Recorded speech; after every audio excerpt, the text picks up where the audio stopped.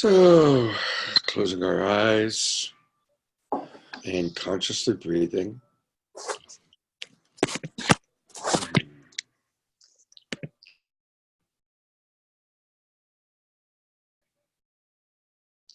And on each breath, on the exhale, we're letting go of anything that we might have been thinking about or doing prior to the class. And on the inhale, we're just really coming into our center.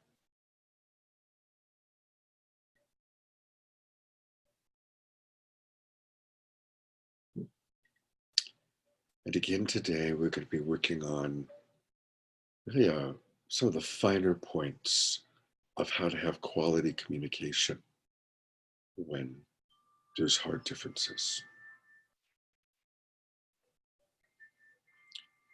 So as you're breathing and as you're relaxing, I want you to think about a relationship that you have that's really important to you, but where there are differences or difficulties. And you're going to be working with that relationship, at least during the first part of today's class.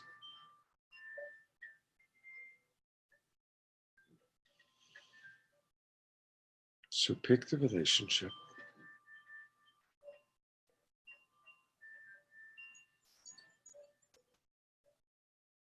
And pick one specific difference or difficulty.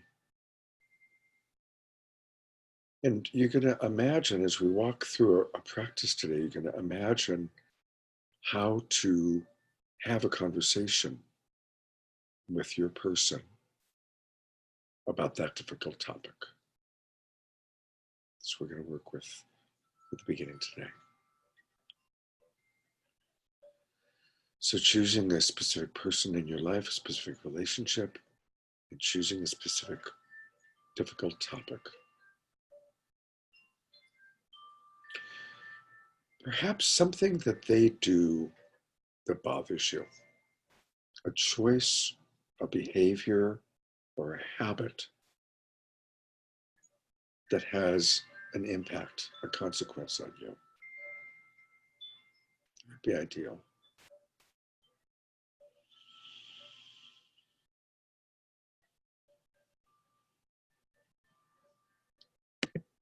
And when you've got that person and situation in mind, you can open your eyes.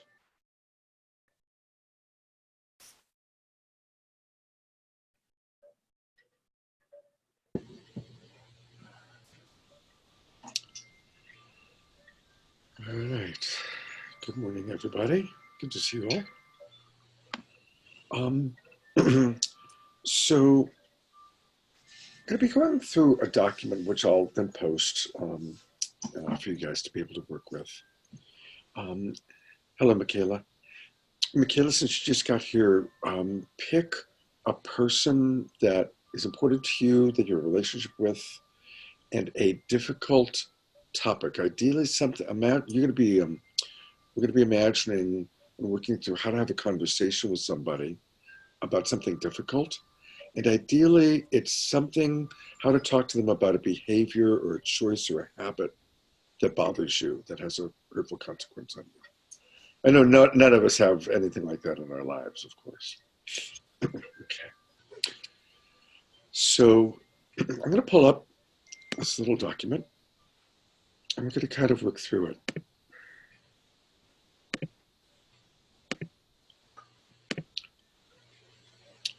Is everybody able to see that okay, which says speaking your truth with care?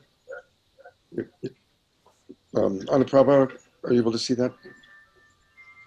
Okay. What happens is I only get a few people on my screen, so Anuprabha happened to be one of the people. So it's called Speaking Your Truth with Care.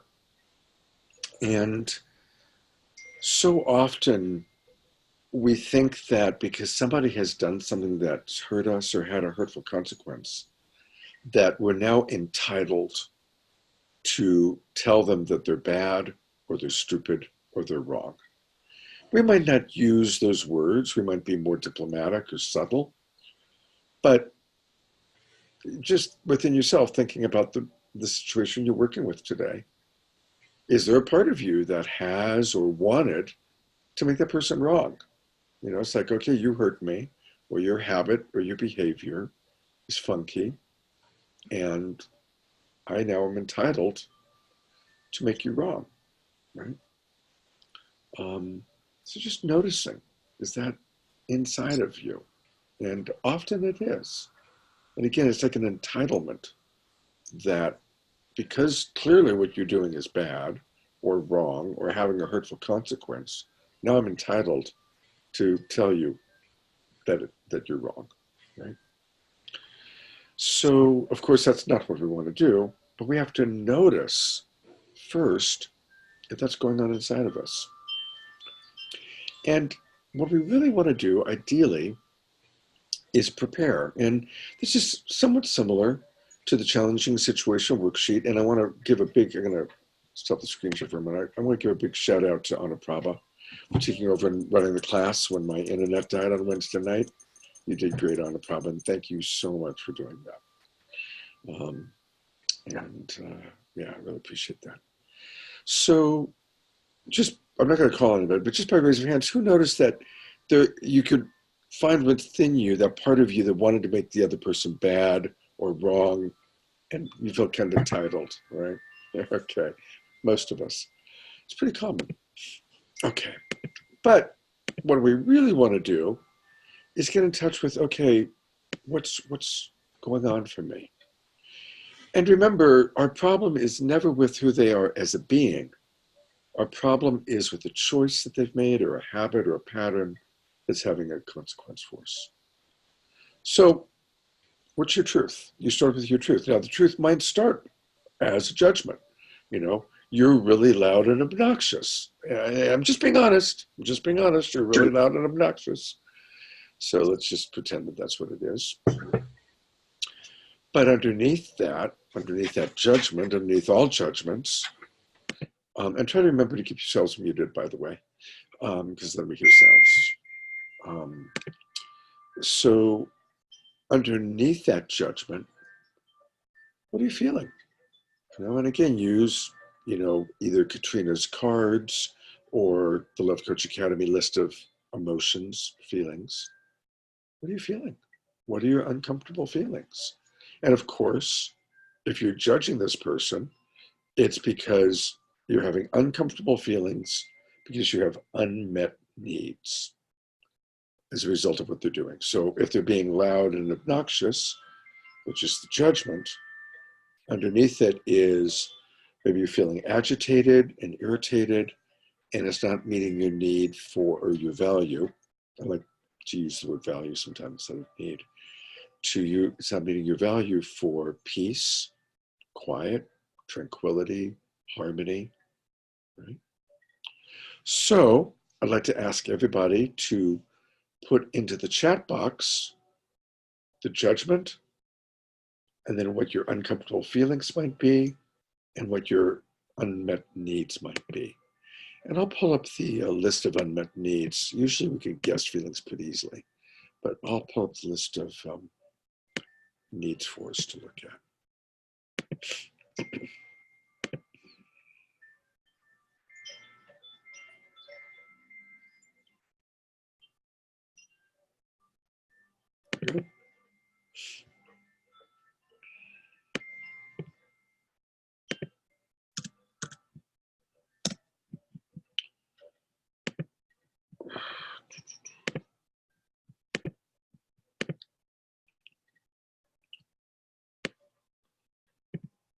Can everybody see the list of needs and values? People see it okay? Great. Make it a little bit smaller so that you can see the whole list. So again, I'm asking everybody to put into the chat box, you don't have to tell us who the person is, but your judgment, your uncomfortable feelings, and your unmet needs.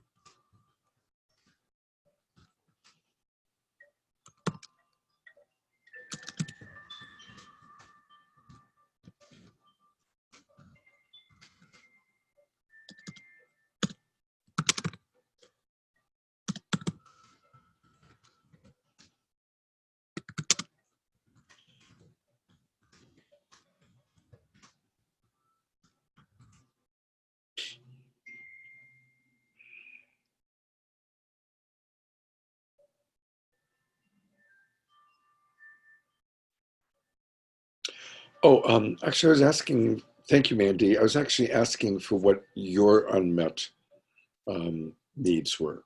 So your judgment, then your uncomfortable feelings and your unmet needs. But I really like that you wanted to think about what was going on for him. That's the next step. So you're a little bit ahead.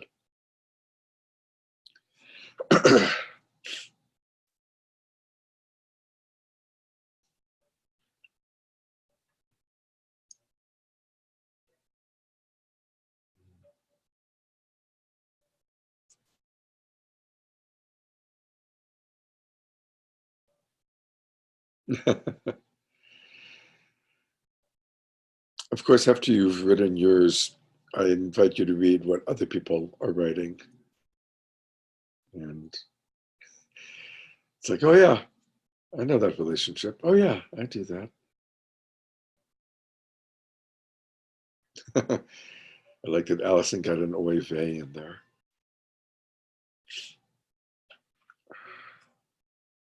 Yiddish is just like my favorite language. For Yiddish words sound like what they mean. They're really wonderful about that.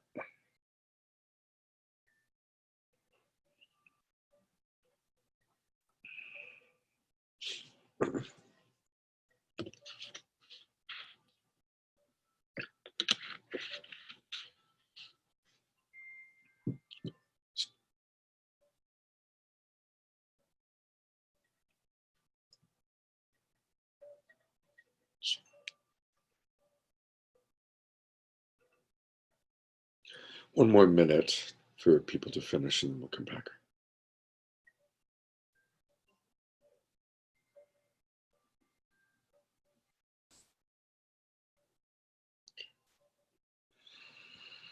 Okay. Good job, everybody. And who, by raise of hands, who knows that as you go from the judgment to getting in touch with your unmet needs and your uncomfortable feelings, that you naturally start dropping more into compassion? Who notices that, right? So what you're really doing is you're giving yourself empathy, right? You're giving yourself empathy. Anybody want to share a thought or something significant that came up for you in this simple little practice? Mimi. Hi, everyone. I was recognizing how I really didn't want to. I didn't want to. I was like, oh, it means I had that empathy for them. Oh my gosh. So anyway, I was just owning that. Well, thank you. And so you didn't want to acknowledge your uncomfortable feelings or your unmet needs, or both? Any of the above. I just like to stay in my story for. Right. Yeah, it feels good to stay in the judgment, doesn't it? Yeah. You know, there's an analogy that I find that's apropos. Judging another person is kind of like eating junk food. You know how, like, when you bite into junk food, it tastes pretty good.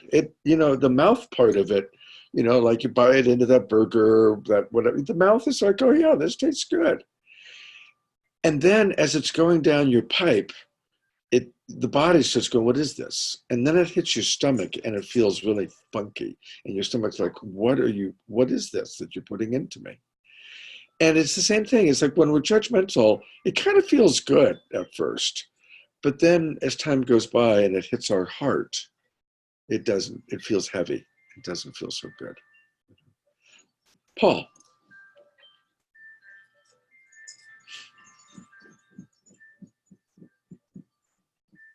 You're still muted. Let me see if I can unmute you. There you go. What came up for me is just a familiar thing when you go through into self-love and compassion. As I noticed that, I don't know about everyone else, but I had at least 12 to 16 years of daily right and wrong training. Mm-hmm. You're either right or you're wrong. Right, you're wrong. It's correct or incorrect, right? And that goes in pretty darn deep. And when you get into a space of, could you imagine bringing compassion to a math problem? No, or a date in history. And so this is just fantastic work, just to constantly go into that and how it softens everything so beautifully. Thank you. Thank you. I really appreciate you saying that. Thank you. Um, getting the next chart ready for us. Let's see. Anybody else want to share? Anything else come up for anybody? I could, Scott. I don't know if you can see me or not. Yeah, sorry, I was This getting is my chart ready. Yeah, Daniel, okay. please, please. So I wrote something in the chat box too, but there's also the other side of it where I can recognize enough of a pattern to realize that, you know, some of my certain needs are not going to be met in certain relationships, and I have to mourn that. Mm-hmm. Yeah. Yeah, that's absolutely true.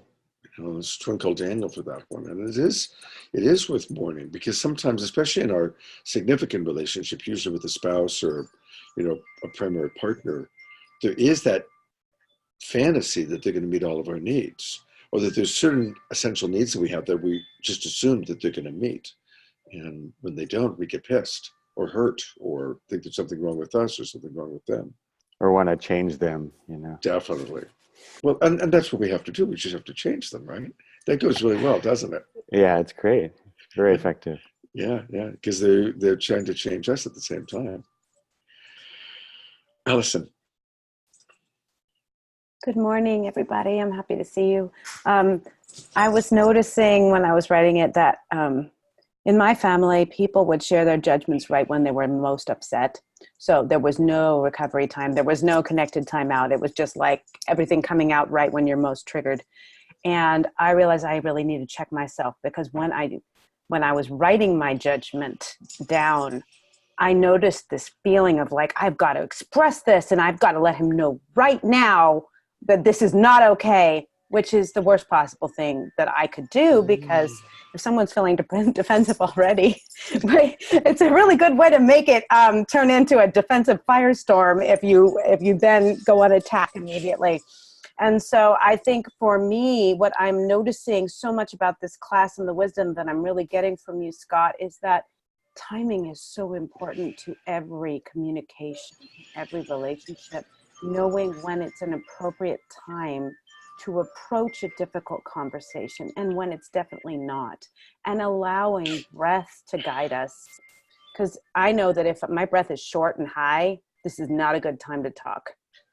And same thing, I'm noticing that I need to be much more aware. I think of myself as somebody who can really read body language well, but when I'm triggered, it's like it goes offline completely, and that's it's very humbling. So I'm sitting here being humbled and realizing that I am only at the very beginning, and I have a lot to learn.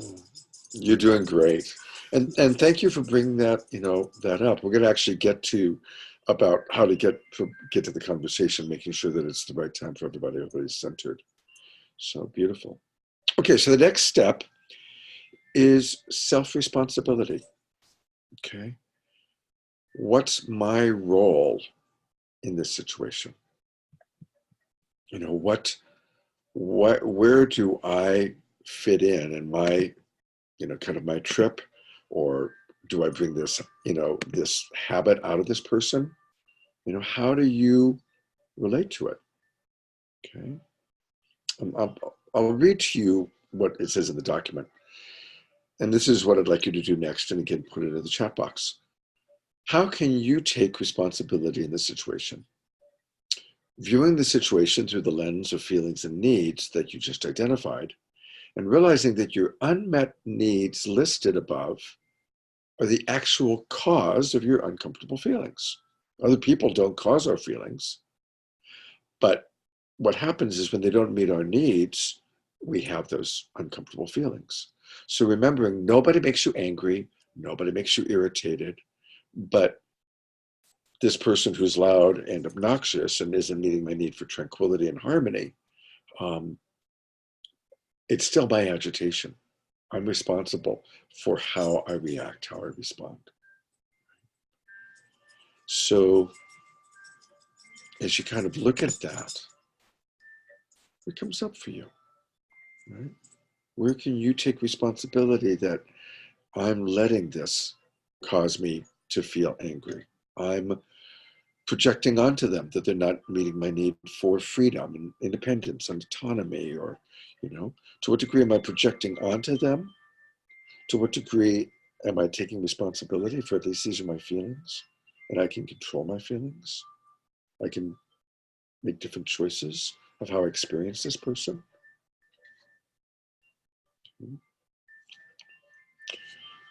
So any insights that come up for you, pop them into the chat box. This is the self-responsibility piece.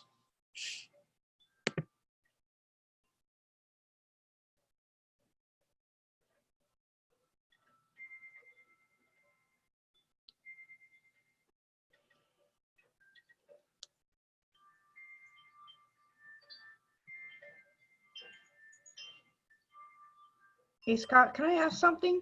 Sure. I, so the where can I take responsibility for my uncomfortable feelings and projecting onto them, isn't that kind of a reaction out of their uncomfortable feelings? Like with my specific case, if I'm feeling uncomfortable from his uncomfortable feelings, you know what I'm saying? It was almost like he was the cause and then I was the reaction. Yeah, well, what happens is we are reacting to their reaction, right? And that's what happens when both of you are now in reptile brain. Reptile brain, we're in reaction. Frontal lobe, we're responding, right? So we're wanting to learn how to respond instead of react.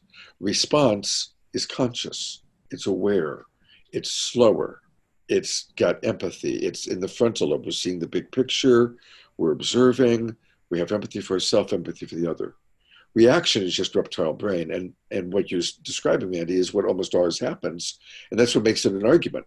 An argument is two people reacting to each other. They're not responding to each other. They're reacting to each other, at least if it's an uncomfortable argument. I mean, certainly a debate could be responding back and forth, but an argument where it gets personal and it hurts, those are two people reacting to each other.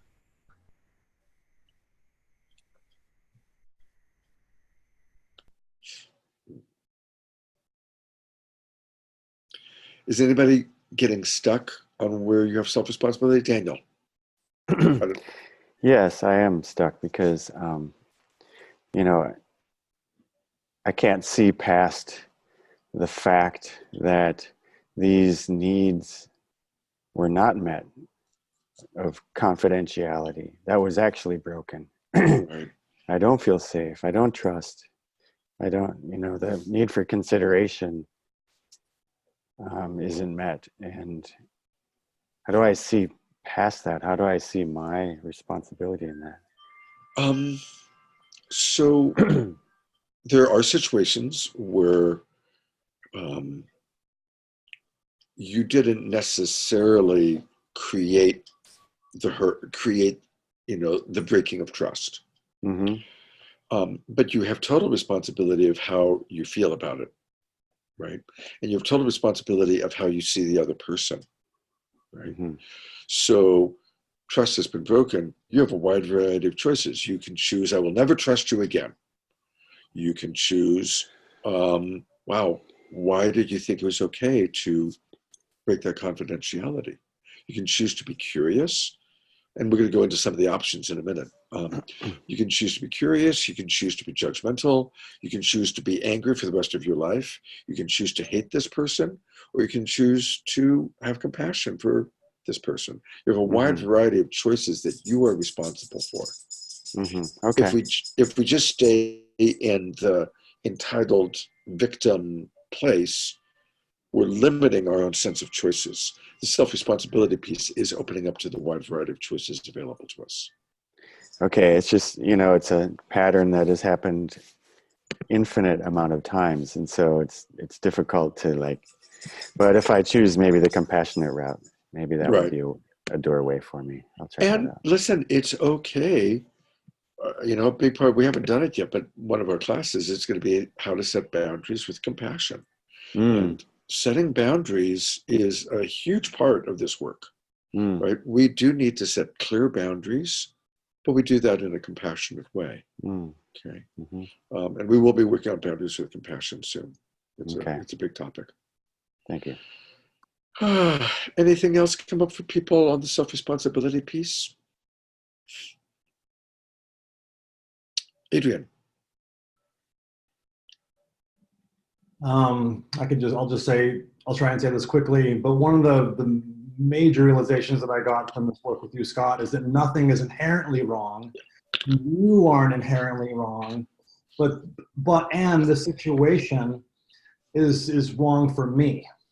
And taking that responsibility and making those choices and discerning away or towards, but not making the other person wrong inherently.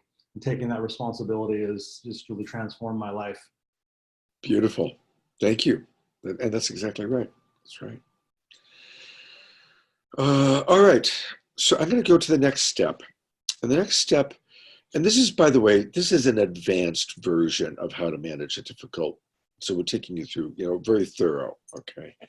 The next step is to take a look at what used to be the 7 adjustments, but then became the 12 adjustments. And actually, I'm going to stop the screen share for a quick second. How many of you were with me when I took us through the 12 adjustments earlier? Who was in that class? Raise your hand. Okay, and who wasn't in the class? Who has never seen the 12 adjustments before? Okay, so Paul is the Lone Ranger. So I'm not going to go too much into it, and maybe Patsy. But just a reminder, the 12 adjustments is kind of a thesis. These are, on the left-hand side, are the choices we make that are reactive, using the word that Mandy brought up. When we're in reaction, we tend to choose the things on the left-hand side. And these are all choices or intentions or ways of being that are toxic, and they create toxicity in relationship. They're reactive and they create more hurt. On the right-hand side are alternatives. And they kind of go directly, but you can actually use almost any of the alternatives on the right-hand side instead of any of the choices on the left-hand side. In other words, you don't just have to always go from resistance to willingness. You might go from resistance to curiosity. You don't have to go from guilt to acceptance. You could go from guilt to appreciation. So there's we're wanting to recognize what are the things on the left-hand side that we do. What are the reactions that we go to? We go to judgment, we go to guilt, we go to shame. And then how can we cultivate the alternatives that are on the right-hand side? Okay. So using the situation you're working with today, which of the intentions or ways of being on the left-hand side was kind of your old way, or what kind of comes to you when you're more in your jackal self or your judgmental reptile brain self? And then which of the green word or the words on the green side are alternatives that you can actually imagine embracing or using, or that you have used in this situation. But keep it specifically to this situation. And again, put it in the chat box. So it might be, I'm going from judgment and I want to be more compassionate. Or at first I was critical, but then I became curious. So either what you did or what you would like to do, ideally.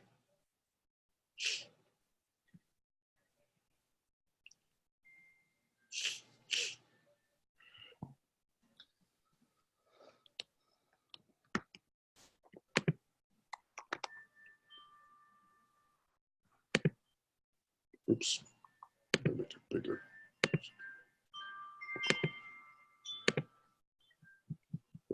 makes it a little bit easier.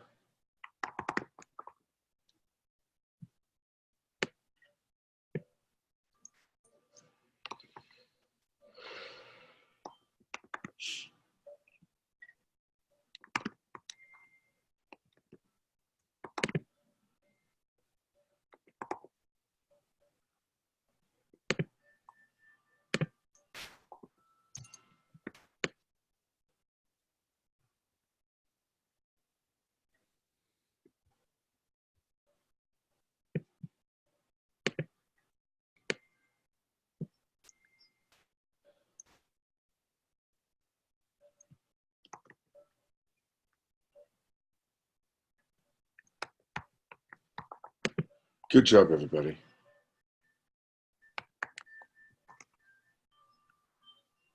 Good job. Good job.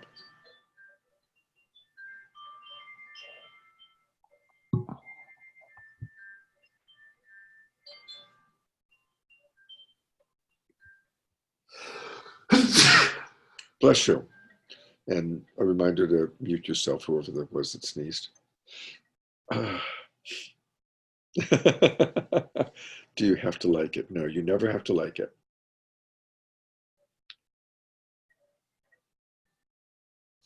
Okay. One more minute.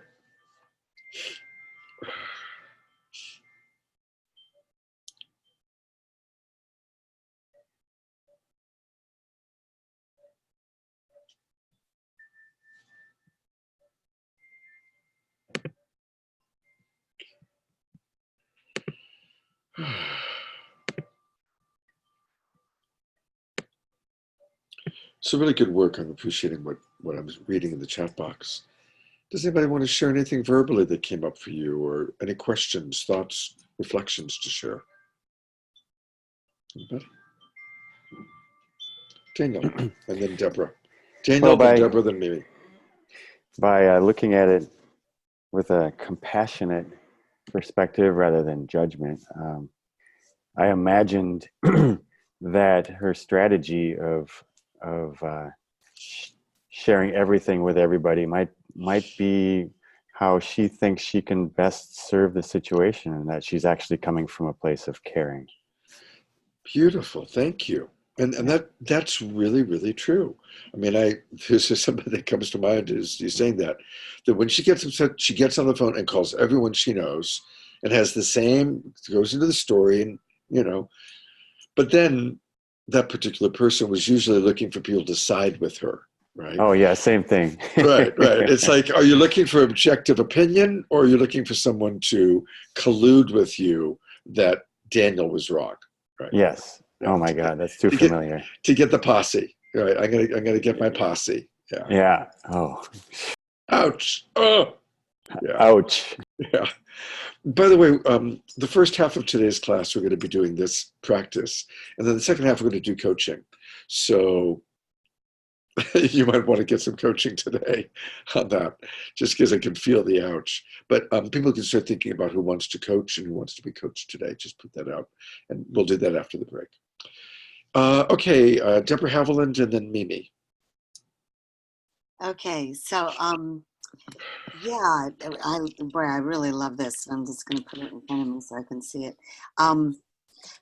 Yeah, I noticed I was feeling like I had a meeting with someone where there just wasn't enough time, and so I was rushing. I was, and I wanted more time to come into deeper understanding, deeper rapport, deeper mutual respect and mutual understanding, to arrive at a new place that felt like really like now there is a deeper mutual respect. Yeah. Well, that's what I want with that's what I'm really wanting. Yeah, of course. That's beautiful.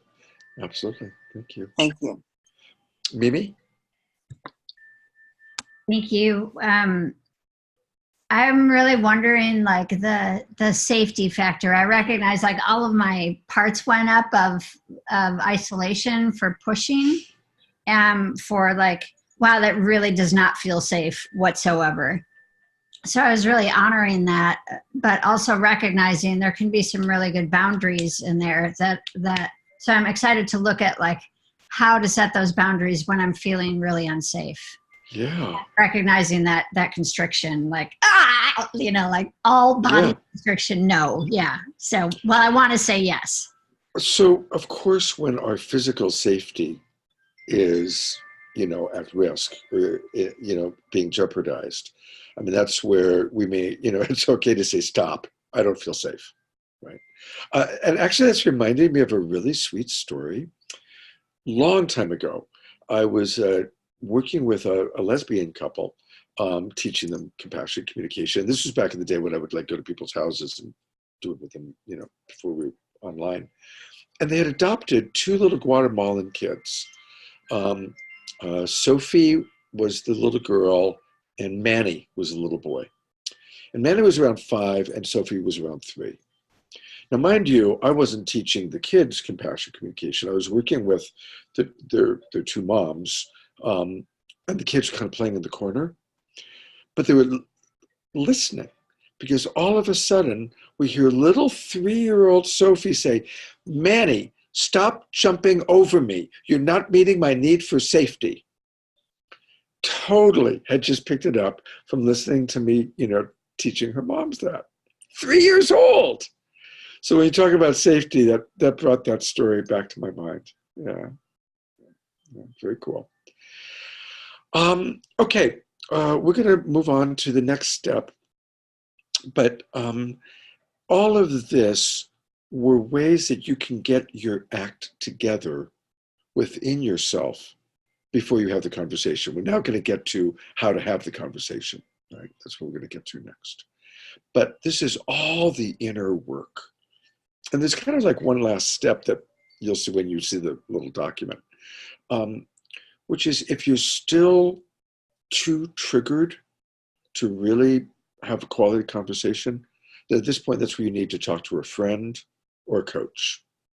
But, kind of referencing what Daniel, what we talked about with Daniel, you don't want to talk to someone who's going to collude with you about how the other person is bad, stupid, or wrong. You want to choose someone who's got enough compassionate communication skill to just stay present to your uncomfortable feelings and your unmet needs. So really, notice, like, who do you choose to talk to? Do you talk to somebody that's going to kind of side with you and make the other person wrong? Or are you going to choose to talk to somebody who's going to really give you empathy, but may even help you see the other person's point of view, the other person's, what's going on for the other person. And ideally, those are the people, that's us. That's who we are. That's who we are being. And that's the way we want to be. And those are the people we want to turn to when we really need to talk to somebody about a hard situation. Does it make sense to everyone? Daniel. So there's also situations where someone would come to me, obviously wanting me to collude with them about somebody. Yeah. And that's where what you do is you just go straight to their pain, right? So let's say John is really mean. He calls me an asshole. He verbally abuses me. He's just a jerk. He's such an asshole. Well, you just don't focus on him being an asshole. You focus on, wow, so you're feeling really hurt by some of the words he's used. And it doesn't meet your value for respect. Mm-hmm. It's really uncomfortable to have somebody talking to you that way.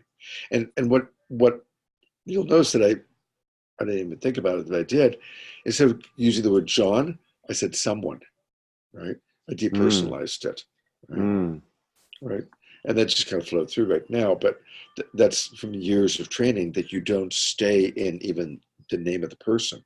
Oh, I can understand it's really hurtful when someone does that. Because if you keep it on when John does that, you're subtly colluding. Right.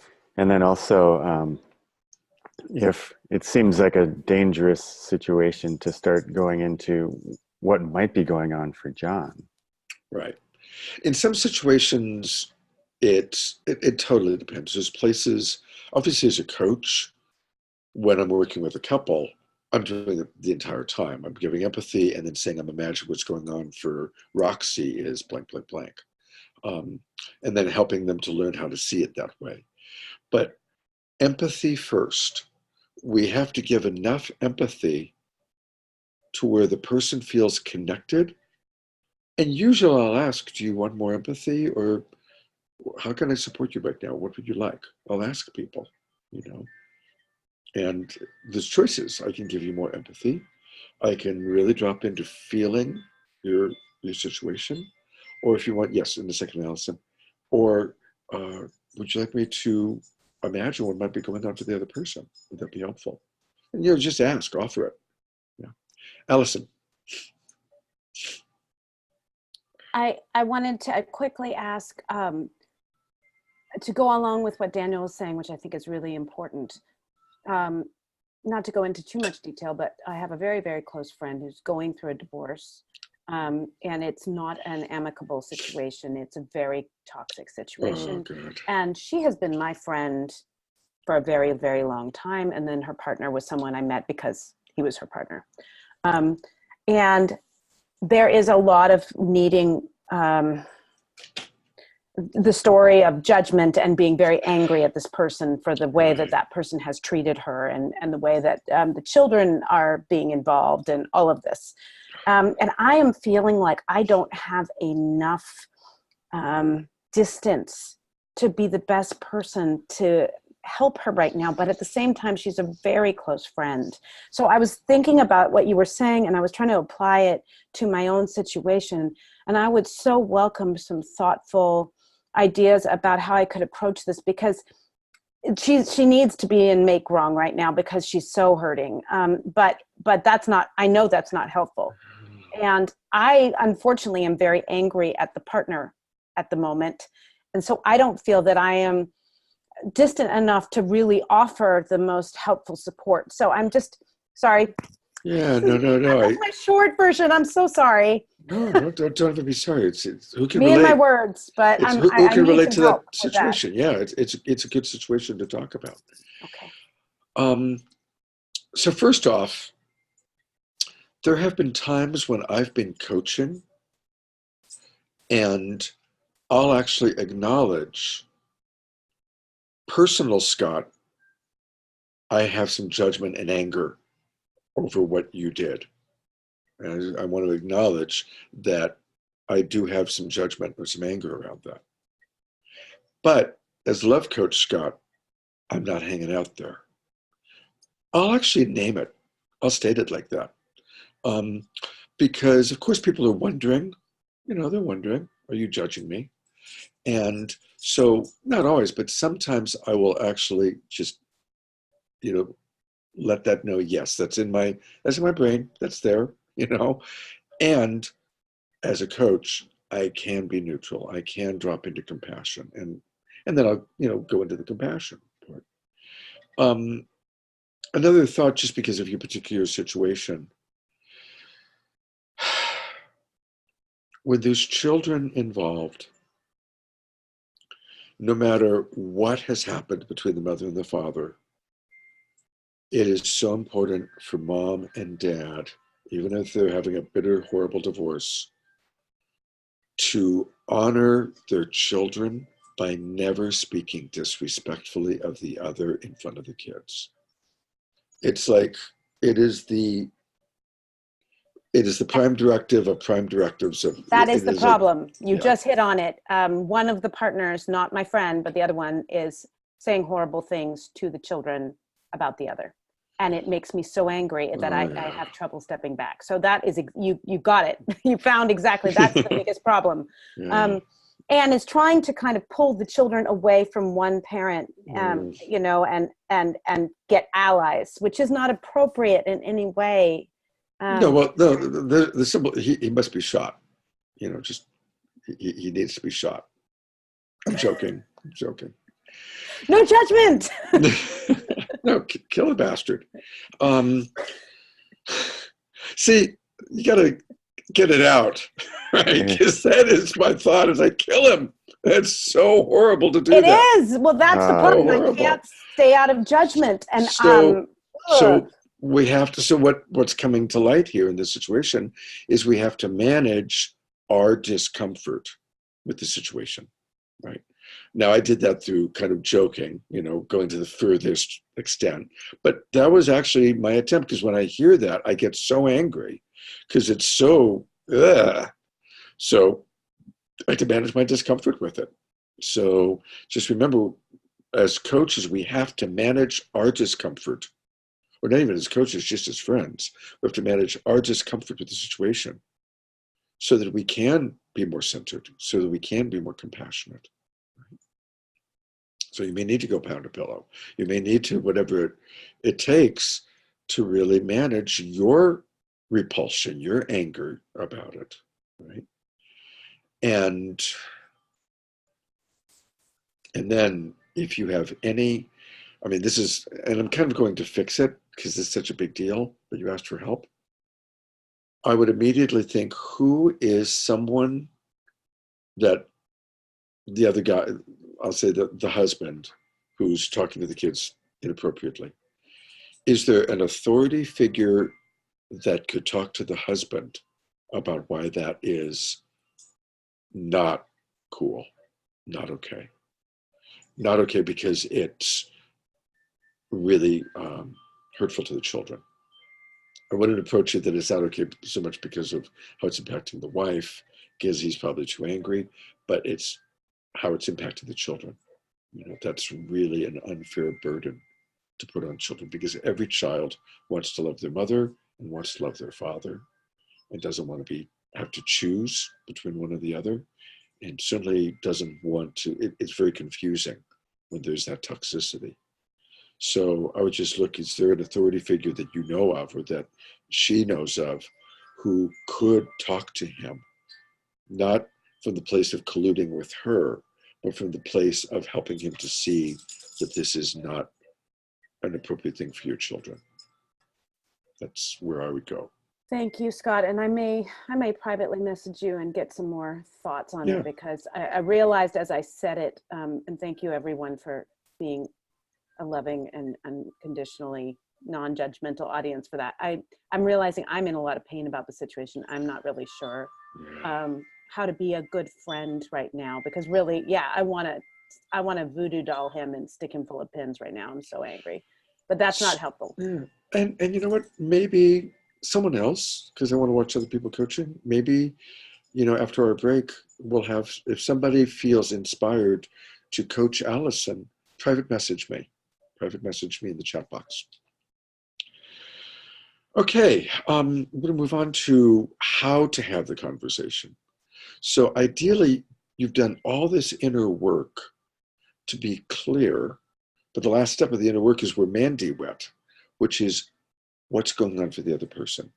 Why are they engaging in this behavior? Why are they doing it, right? So remember, that's like, you've got to imagine that as well, so that you know what's going on inside of you, you're prepared, and you have some understanding, some imagining of why they're doing what they're doing. Okay, that's all part of the inner preparation. Then once you've prepared and you really feel like you're centered and you're well-resourced, those are like the two things. You're centered and you're well-resourced. Well-resourced means you're not overly tired, you're not hungry, you're not distracted, you're in a good place in your body. Then you ask for the conversation. This next piece I'm about to give you is like super important. Your intention must be to improve the relationship. Your intention must be to improve the relationship through mutual understanding. If you can find that you still have the intention to make this person wrong, or tell them that what they did was bad, to point out how stupid they are, right? And again, it can be subtle. I'm using the not subtle words, but you got to look at yourself. Is my intention really to understand each other and to improve the relationship? Or is my intention still really to kind of take all this compassionate communication stuff and use it as a tool to pound the nails into them, right? Because that we can do that sometimes. So you've got to be really self-reflective. What is my intention? And if your intention isn't truly to have a better relationship through mutual understanding, you got to do more work. You got to do more work. Does it make sense to everybody? But once you've got into that place where that really is your intention, that's the first thing you say to the person. I want to talk to you about something that's important. And my intention is I want to have a better relationship with you. Or my intention is I really want us to understand each other. And if you're, just one second, Adrian, if that truly is your intention, they're going to feel it. They might still get scared. They might still get apprehensive. That's pretty human nature. But if you're really congruent, it really is your intention, they're much more likely to feel safe, right? Adrian. What if you're really clear that your discernment is to make a very loving, clear boundary of, I want to end this relationship now, not from a place of judgment or make wrong or blame, but just really clear, really clear, loving boundary. Yeah. So end the relationship or set a boundary? Well, I mean, I'm using the example of a really strong boundary. Because you're talking about, because actually I'm saying that potentially that is the healthiest place for that relationship to be. So it kind of actually works in your description where I am wanting to really understand you and I'm wanting you to understand me, and I could move forward as you are describing it, but actually I'm wanting to either take a long break or maybe even a permanent break. So it kind of works within your model, but it's a clear distinction. It's like, I'm really feeling like I need to move away or in a different direction. So I'm just wondering if okay. So when it's that extreme, you got to do extra work to make sure that because you're setting a big boundary or you're going to even end the relationship, how much compassion do you have for this person? Because sometimes if we're more invested in maintaining the relationship, we tend to be more compassionate. But if that's it, I'm done, usually the compassion goes out the window at that point. It's like, well, fuck it, I'm ending the relationship anyway, so I don't give a shit. I mean, that can be in there. So I think you'd have to work doubly hard to really make sure you're not feeling entitled to be cold, cruel, mean, because you're ending the damn relationship anyway, so what the hell, right? So you got to really watch out for that piece, right? And ideally be available to hold space for their disappointment or their hurt. Because if you're setting a big boundary or you're ending a relationship, they're probably going to have a strong reaction. And ideally, that's where, can you really hold space for that? Can you still hold the boundary, but hold the space for their hurt or their anger? What the hell do you mean you're ending our relationship, right? Can you hold space for that, right? So it becomes real ninja work, right? To really, and you don't have to change if you've made that decision.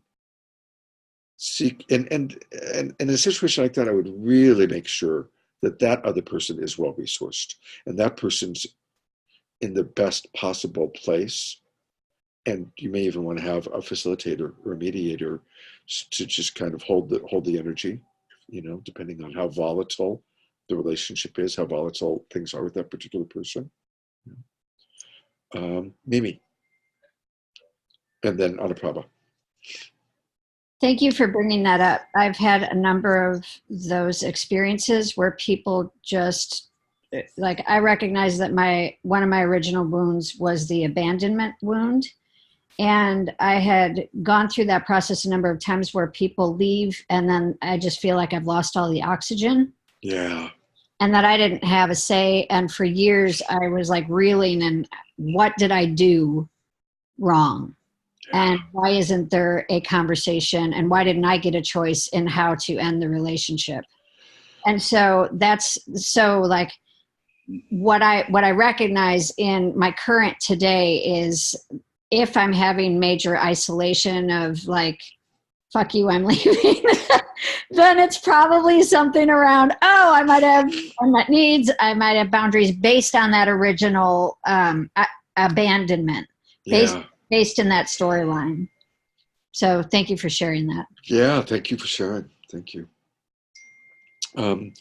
I noticed that we're close to 11 o'clock. So I think what I'm going to do is I'm going to open up like the next section. And during the break, I want to ask everybody just to kind of read it, right? So let me go to it. Is everybody able to see that? Are you able to see it okay? Somebody say something because I can't. I've got it. Yep. Okay. Okay, great. Yes. Okay. So we're going to let's take an 8-minute break. Well, no, actually, let's make it a 10-minute break. Bathroom, get something to drink, whatever you need. But I also want you to read this because it's pretty self-explanatory because this is like the next step. Okay. And after we complete with this, then we're going to go into coaching. So let me know if you want to coach or if you want to be coached. And if you want to be coached, let me know what the topic is, what your issue is, and send it to me in a private chat message.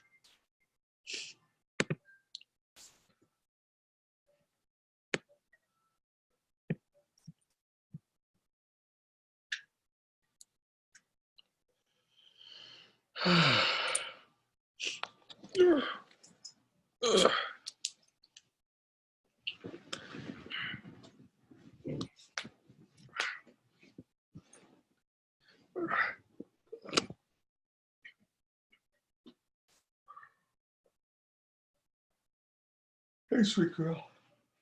Okay. You might want to mute Pee yourself. pee poo poo time.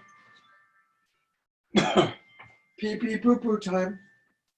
Yep. Here we go.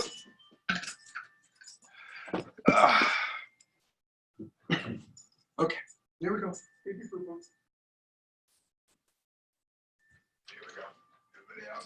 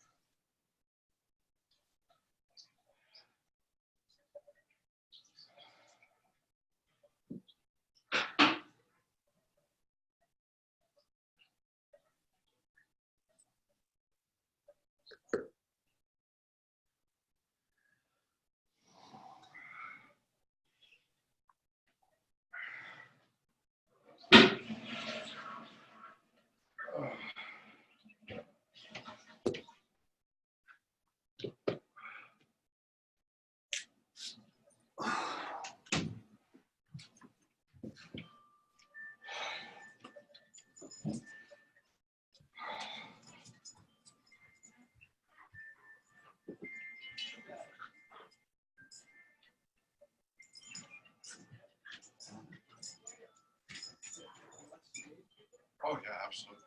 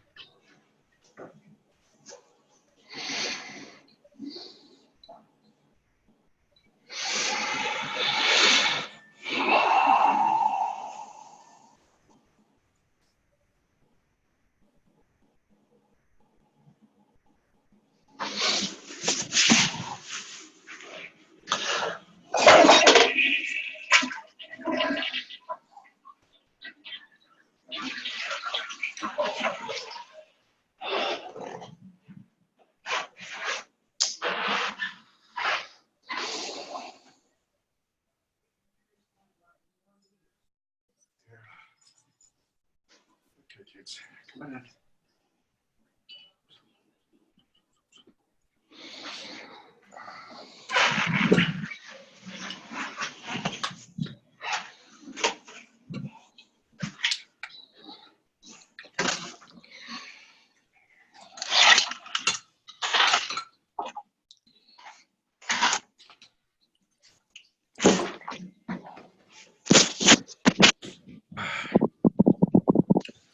Oh, good. This is 10 minutes.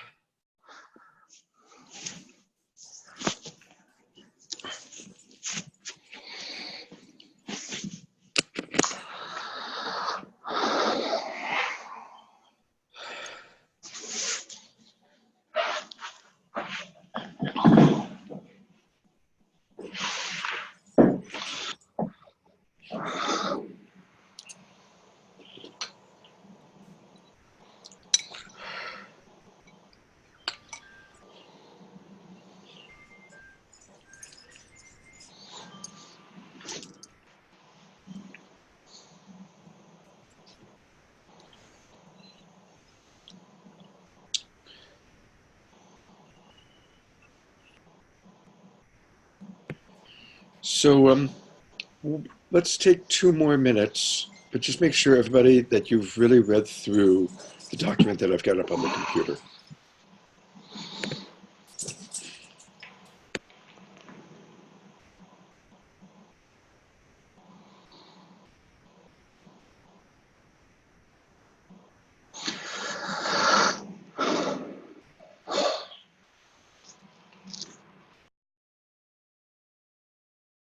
Scott, is there more to the document than number 5 on section C?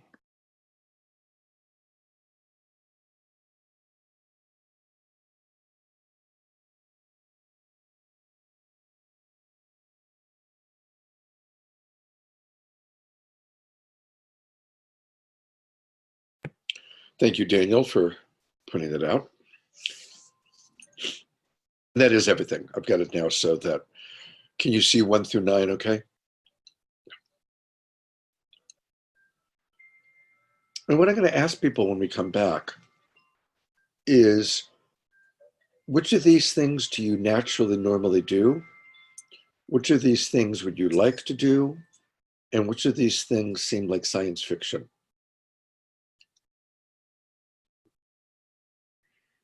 That's a joke.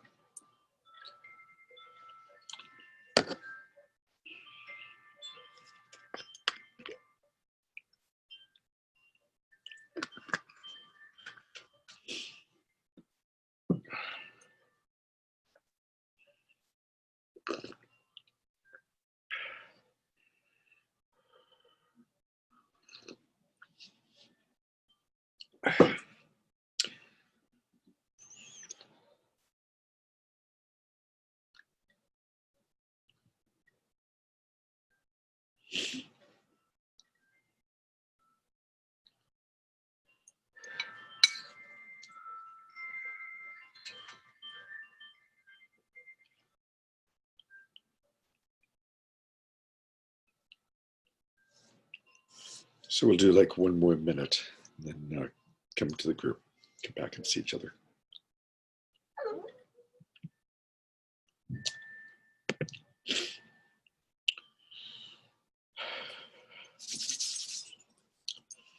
And I'd like to ask people to turn the cameras back on, please. Because I'd like to see you. All right. So in looking over that list, what came up for some people? Did anybody see something that was like really hard to imagine? Or to what degree, you know, are you celebrating that, hey, I do most of that stuff? I'd love to get some feedback from some of you. Paul. I was celebrating the fact that my beloved and I never get into fight or flight, arguing, tension. Nice. Because she's so damn cool. Cool. All right. By the way, I want to acknowledge that this document is actually something Emily and I put together a couple of years ago for Relationship Essentials. So I want to acknowledge that there's definitely Emily medicine and wisdom in there. So I want to acknowledge her. Twinkling to Emily. She's in the house about 20 minutes ago, getting water. She still lives next door. Okay, what else came up for people? Adrian.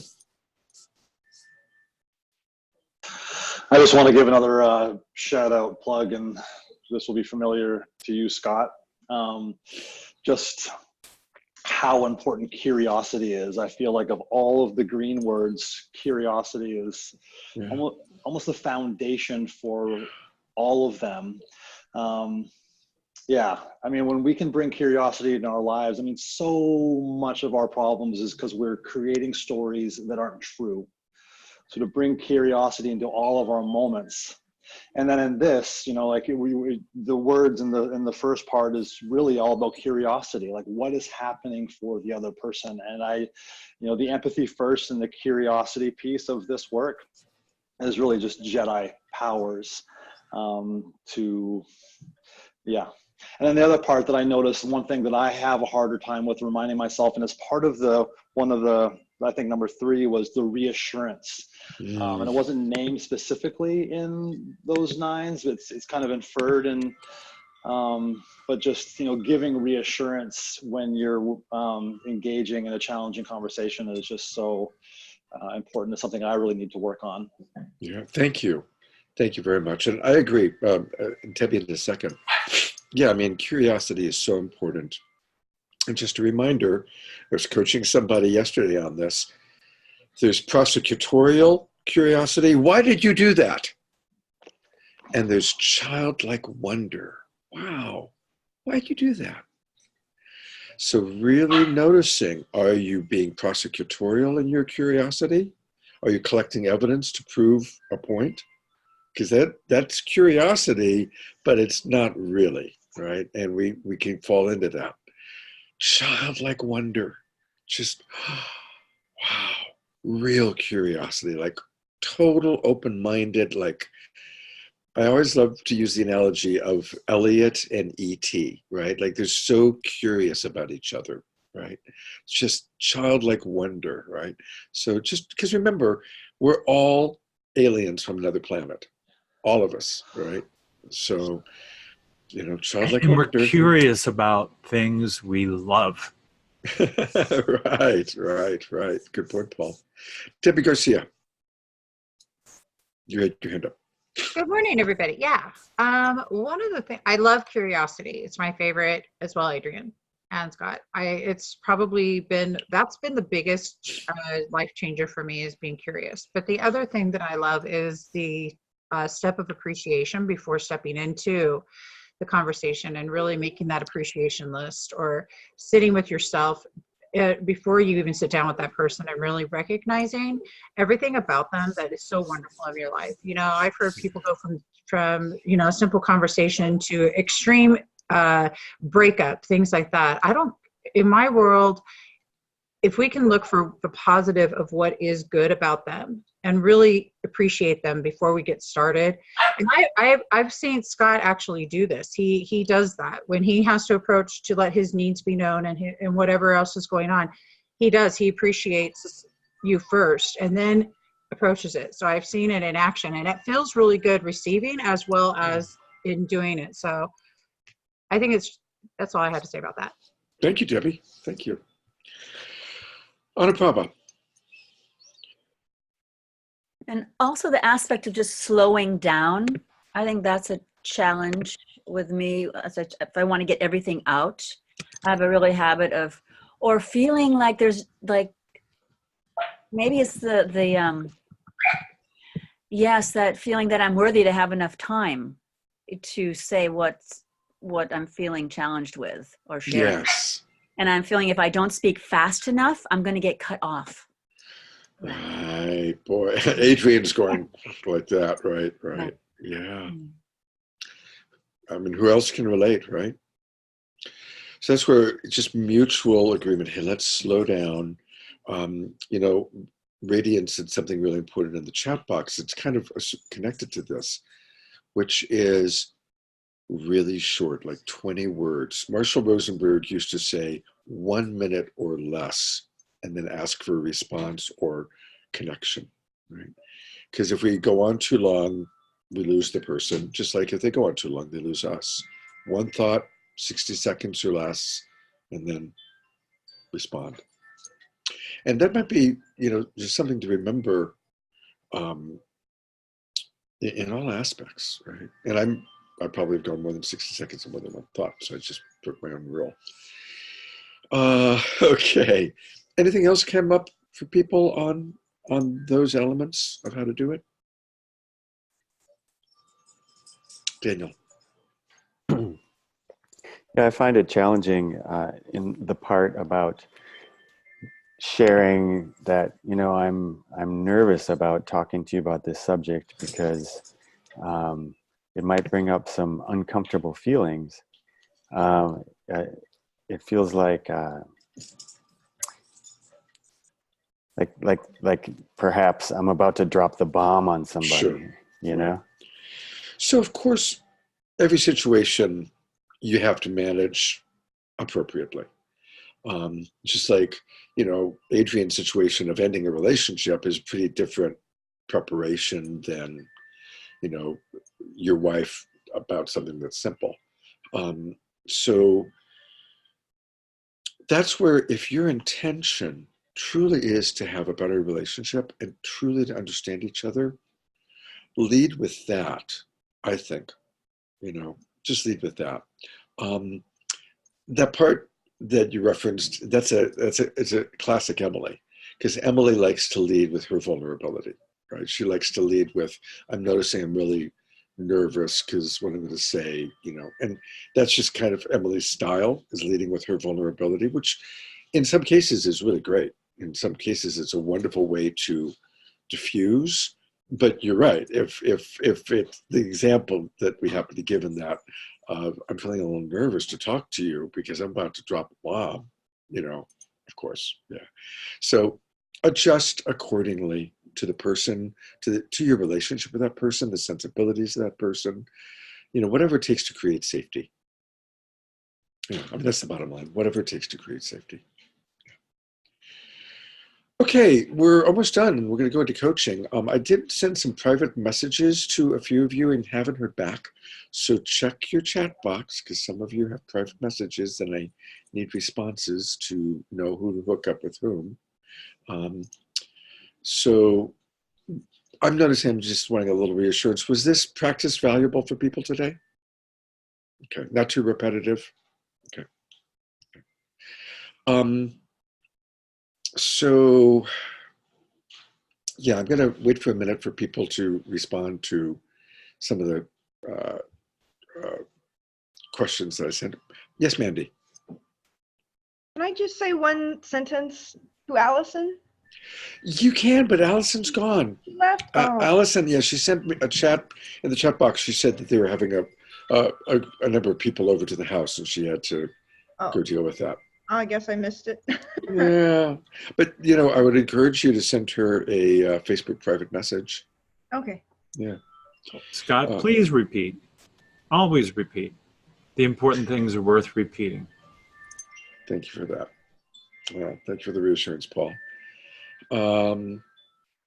Okay. Okay. So let's start with Adrian coaching Daniel. Okay. And so Daniel, you can go a little bit more in depth, even though you referenced it, pretend that you're saying it for the first time. Okay. Well, the strategy, I'm just going to go to the end Daniel, right away actually, for a second.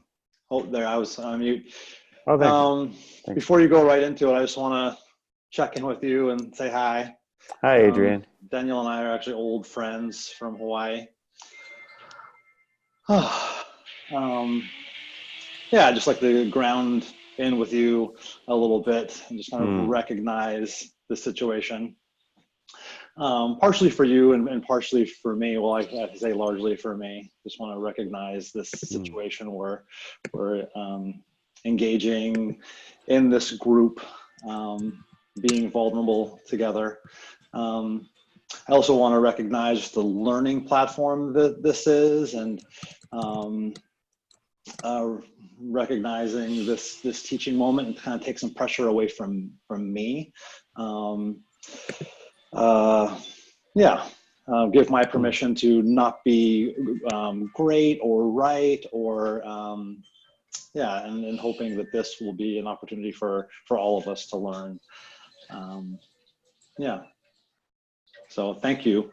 I'm assuming that you're comfortable working with me in this situation. I just want to make sure of that, to make sure that you're clear and feel willing to work with me.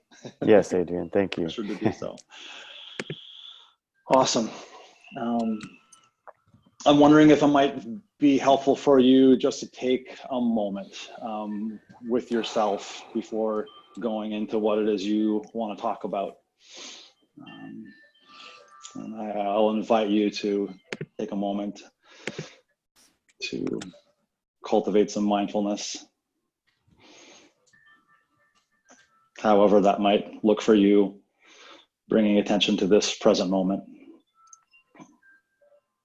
Okay, thank you, Adrian. Feel more present Sweet. now. Mm-hmm. Adrian did something really wonderful just then, by the way. And it was interesting because I had kind of set up Danielle to go right into it. And then I actually thought to myself, oh shit, I didn't give Adrian a chance to kind of establish connection.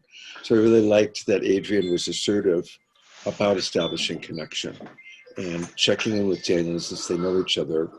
And I figured you guys knew each other from Big Island. But then checking in to make sure that, Danielle felt good about that. So good Yeah, that moves was by great. Adrian there. Good moves. Yeah, I feel more Thanks. present and comfortable now, actually. Yay. Yeah, so what's going on for you? What do you feel like sharing or exploring right now in this moment with me and with us? Well, this was an issue that I sort of buried a long time ago, but since it's with a person that I can't just eliminate from my life because we share children. And what Scott was saying was like more resonant than what the depth at what I initially brought it up at. And that is that so often when we had a disagreement, she would get on the phone and try to find somebody that could side with her. And then it was always like a case being built to get as many people to prove that I was wrong. Validating her experience. Yeah, I imagine that's what she was trying to do. And it just happened like, God, it seemed like every day over everything. I just got tired of it, and ended up out of the relationship, and and declaring with as much compassion as I could a boundary where, even to this day, we don't communicate without a mediator. Yeah, it's sad. Yeah, it is sad. Yeah, it's interesting, these relationships that we have in our life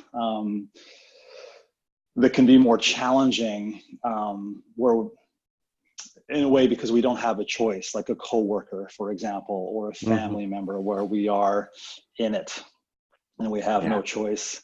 It's easier to discern away from relationships where there is more choice. Yeah. Thank you. Yeah.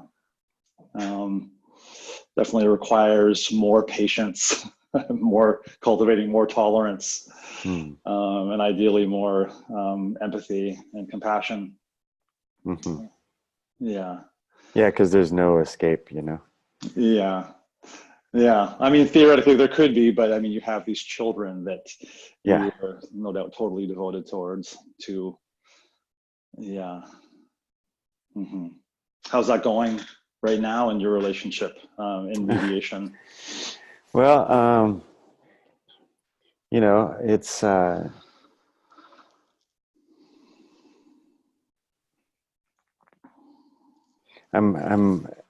I'm speaking, my oldest daughter is having also the same issues with her mother that I was having. And so it's like this, she's like the last phone call we had, she was trying to collude me into, get me to collude with her about how, wrong mom is. And I avoided that. I give myself, I did not go there with her. And it's the conversation's kind of hanging. I want to like talk to her and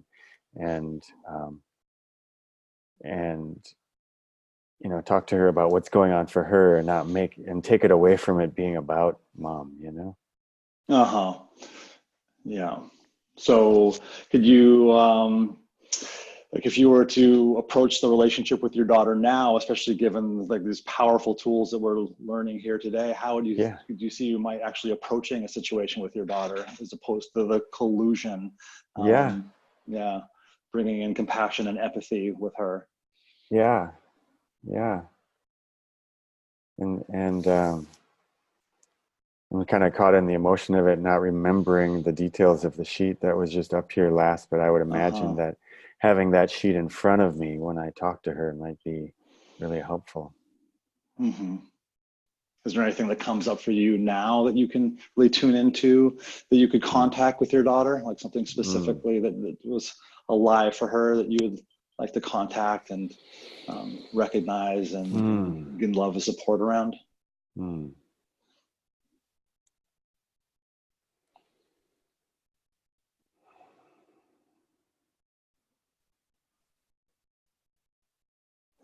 Well, you know, her mom was accusing her of being disrespectful to her mom, and I'm also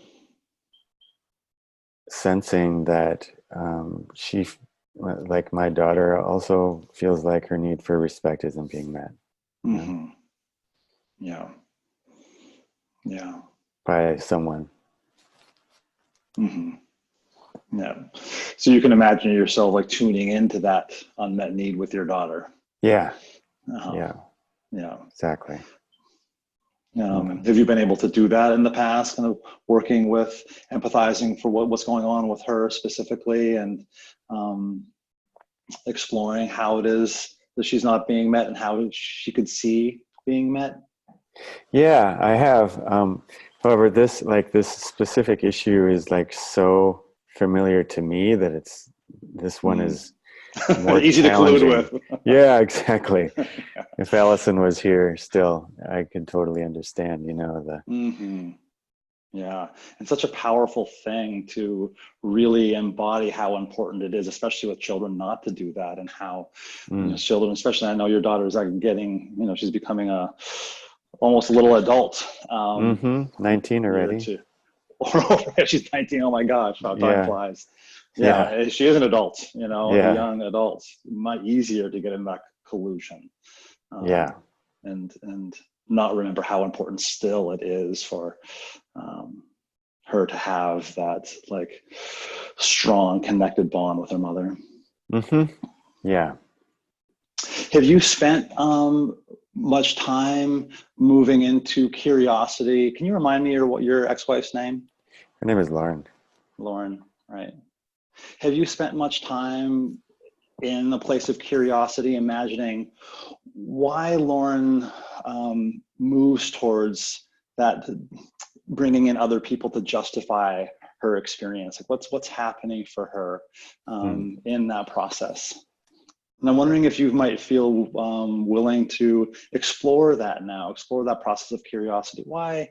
What's going on for her? What kind of needs is she wanting to meet to justify her position with other people? It's really difficult. Mm. And let's see. I haven't Take your time. I haven't like really successfully been able to go there. And I had a glimpse of it in the process earlier about how I could. Have you ever kind of brought in the support of other people, or even gone to other people to get support or collusion? Because maybe you could just imagine yourself in that situation. Why it is that you might do something similar. Thank you. I would do that, I guess, if I was feeling alone. If I was doubting myself, like, am I like crazy, or am I imagining this? Like, does it make sense? Looking for empathy, really.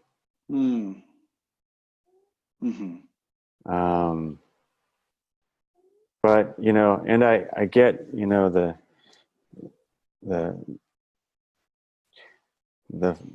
the background she has. Her family is like professed atheists and scientists that are like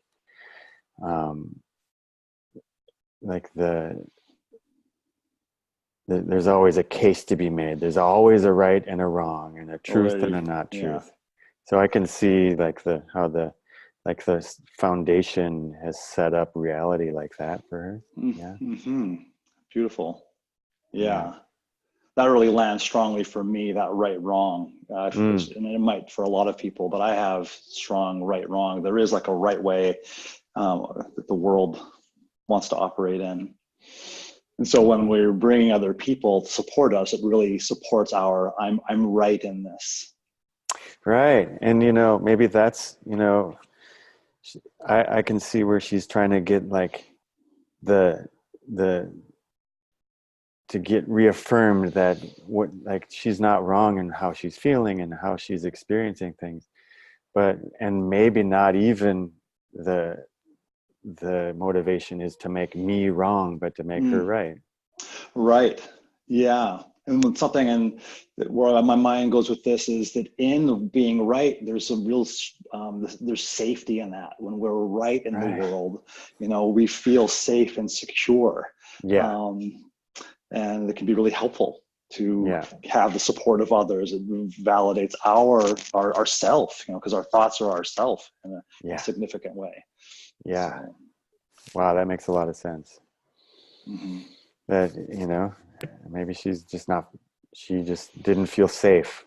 Sure. Insecure, anxious. Sure. Yeah. Yeah, that makes sense.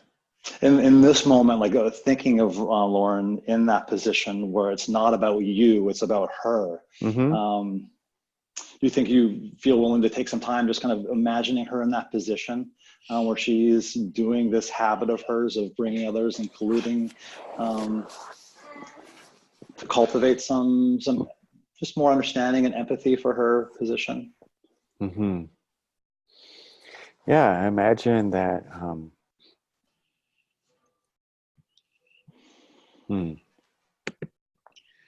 that she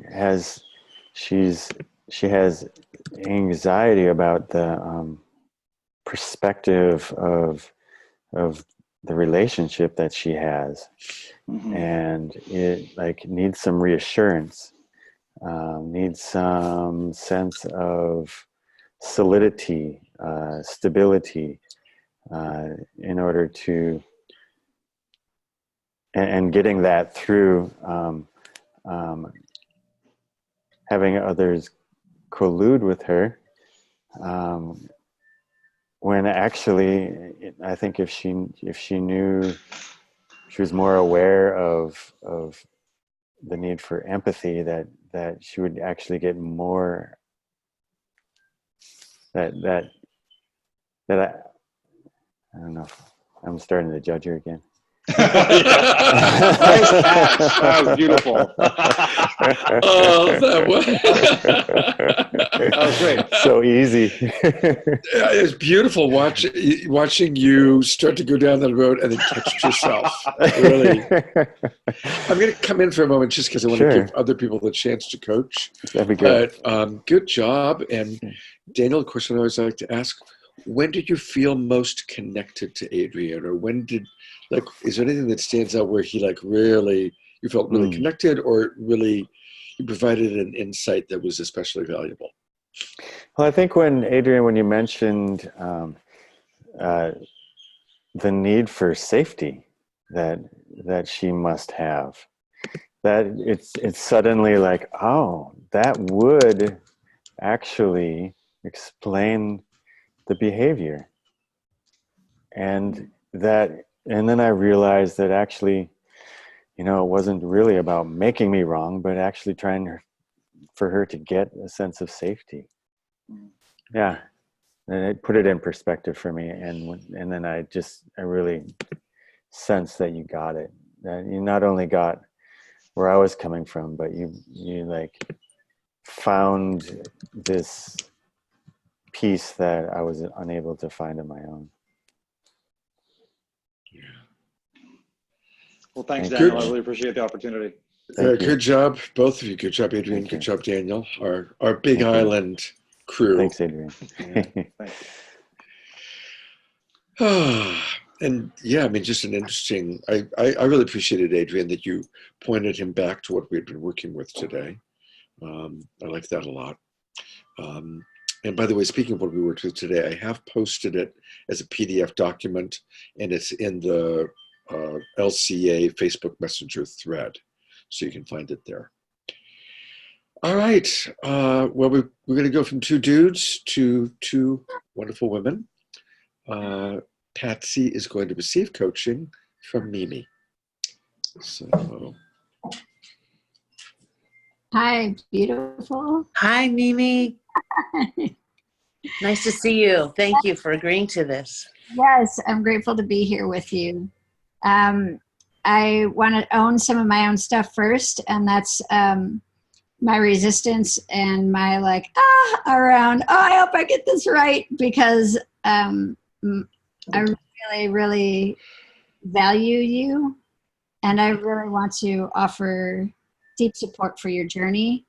And so and I don't want it to get where I don't know what I'm doing. So, so I just want to own all of that ahead of time. Thank you. Yes. And I want to drop in with you with breath for just a moment. And I'm just going to be with you with your breath.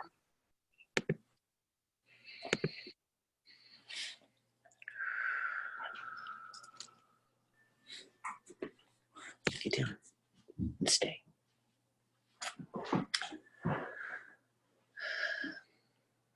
Thank you. And then I'm ready to, do you have any resistance to the conversation today that you want to?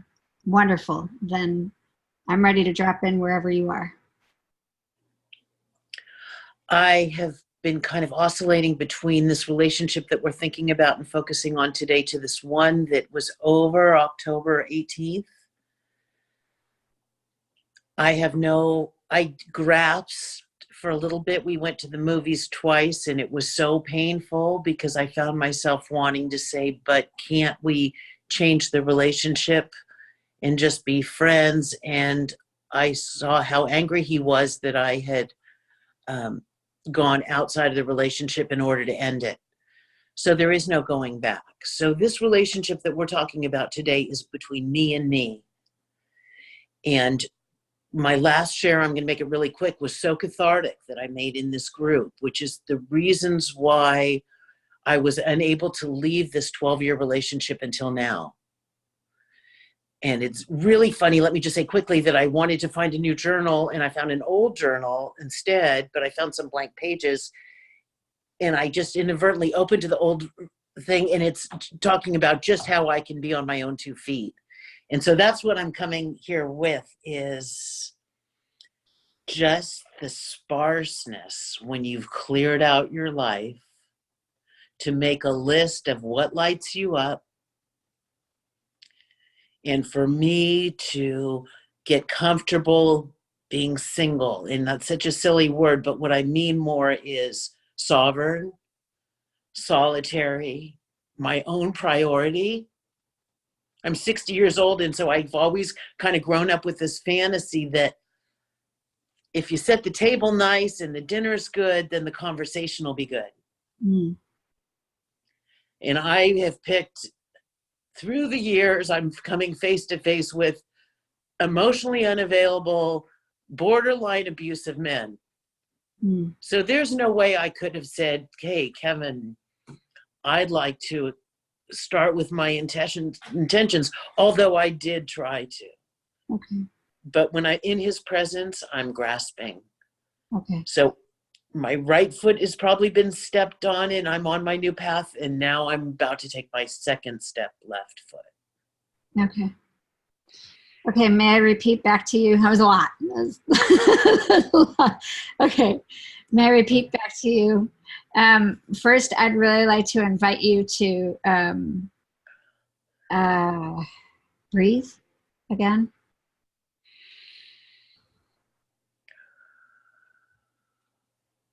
And I really wanted to align with a few things that I heard from you. One was the grasp,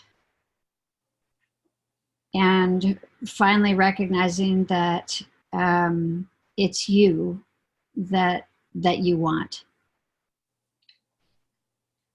And so I can see just like there's a tenseness here. So, and I'd invite you to not wipe the tears for a moment and just, you're safe if you just take a look, and people can, everybody's here supporting you and loving you. It's okay to be messy and not have it all figured out. Thank you. Yeah, I definitely mirror that with you. So just let tears be. I really welcome tears. And does that land with you? You really well. Okay. So I'm just slowing down with you. I'm recognizing that your shoulders are pretty up high for the protection.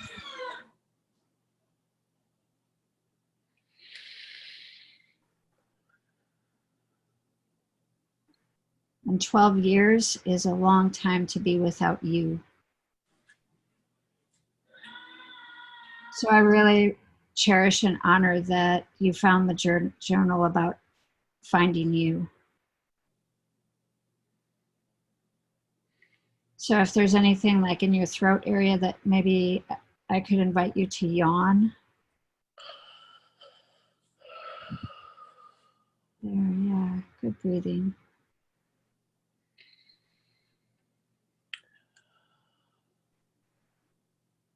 Just so beautiful that you're ready for you.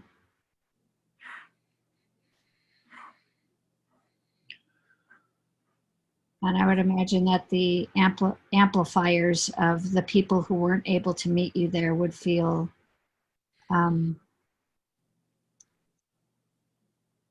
like the destructive part of that was loneliness, maybe.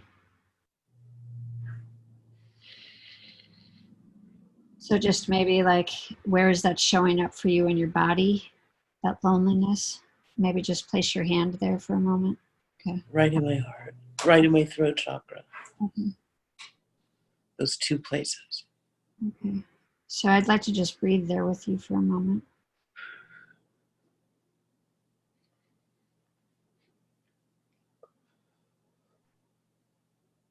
Really beautiful.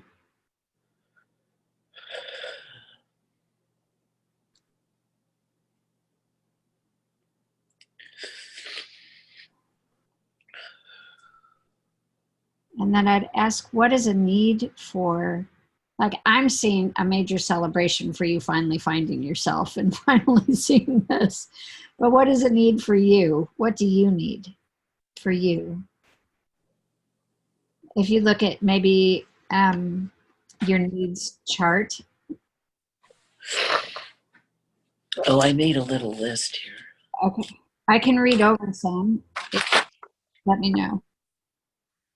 Communication, connection, Okay.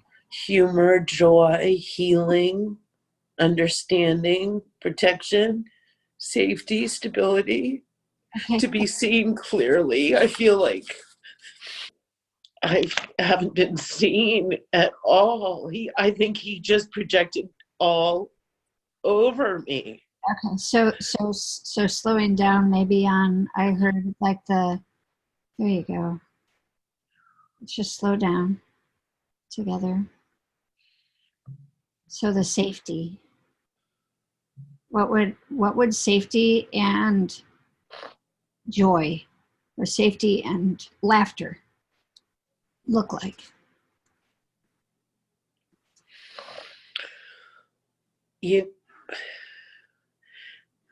What comes to mind is what we were talking about before, is that it's all within me. If he's out of my life, then these are all things for me to give me. And I'm actually really safe physically. I don't have to move homes. I don't have to ask someone to leave my home. I'm solitary. I mean, I saw this coming for a long time. Yeah. So laughter is just, some of it was getting the cobwebs out that time I shared last Saturday, and realizing that there's no more to leaf through, and is to just walk on, girl. I feel that. I really feel that. Can we just celebrate like that tear right there without moving it, without wiping it away?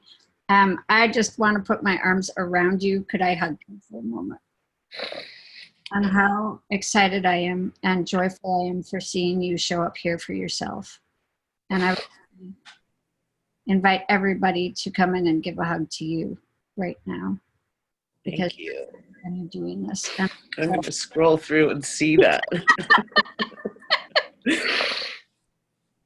Thank you. Yes. Oh my gosh. All of this.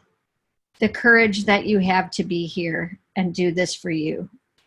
Because now you're going to know what it means to be met and the people who can meet you here.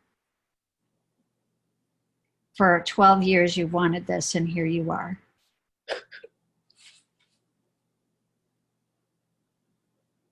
That's so powerful.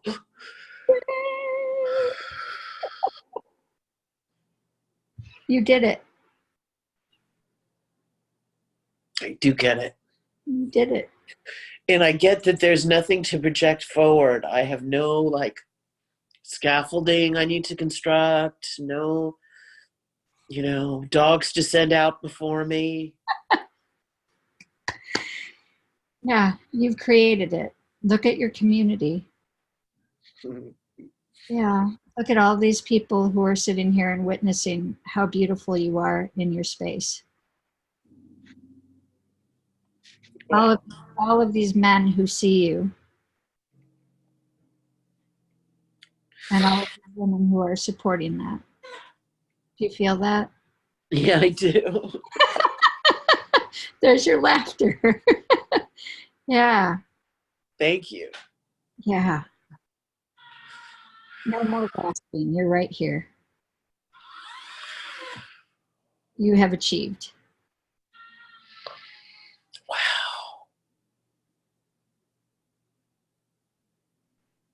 And I have tears with you. I'm just going to place them right over your heart. I'll put them over your heart.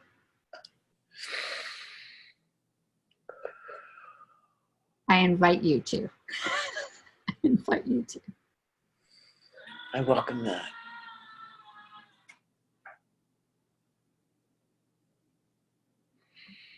I'd like to breathe. Thank you. Yeah, I'd like to.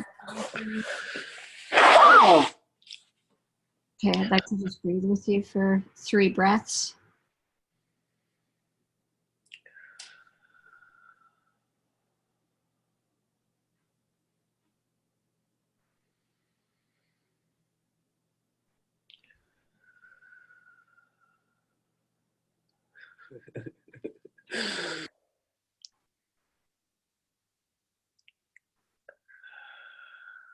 I want to kiss you like 1,000 times on your cheeks.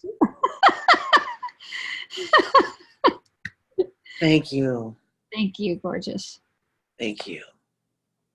Wow. That's amazing.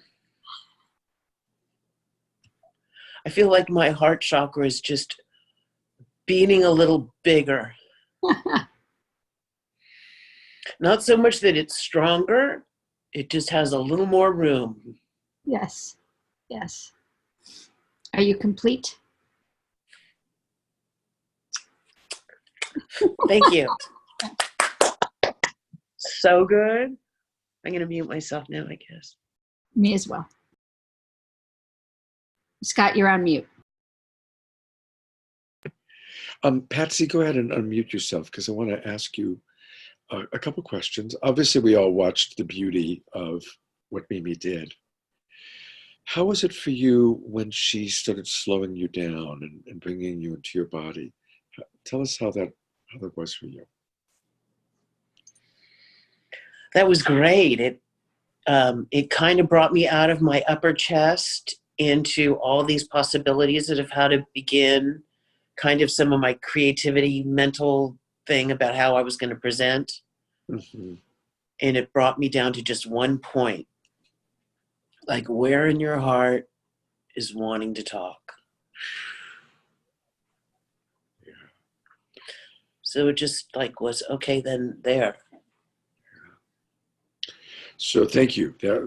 because I could see a beautiful shift happened. And what Mimi did was a really wonderful thing for us to remember, just slowing down, bringing her into her body, um, you know, even noticing that her shoulders were a little bit up and encouraging her to just lower her shoulders, you know.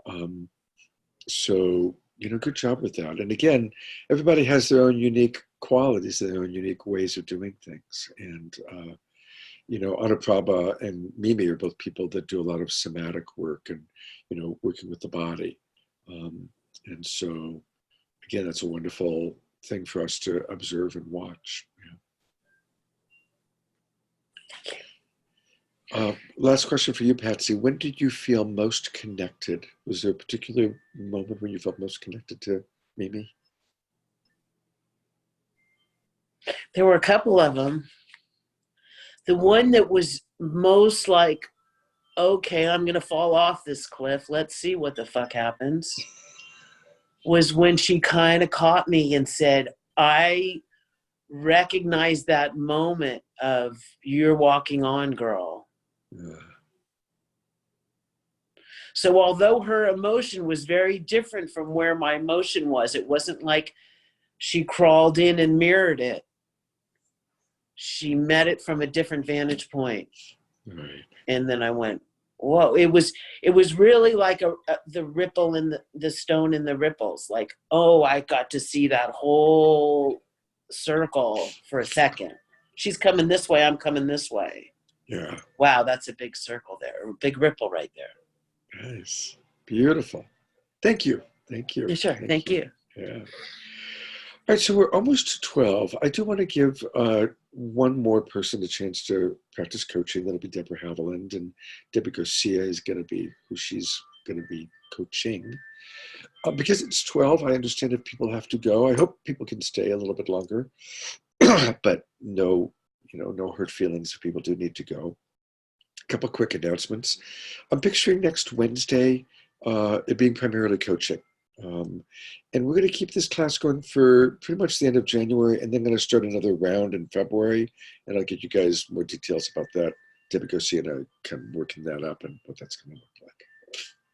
Sorry for the stuffy nose today, by the way. Very stuffed up. Big love to everybody, and I will continue recording. And I'm going to turn it over to the two Debs, Deborah Haviland and Debbie Garcia. A double dose of Debbie. Hi, hey. Hey. Hi, Debbie. There you are. Wonderful. Hey, Deb. How are you doing? Actually, really well. Thank you. Okay. Well, I would love to hear about it, and I'd love to just start breathing deeply and dropping in, because this is a chance to feel wonderful, and there might be something that wants to come up. So let's take 3 breaths together. Okay.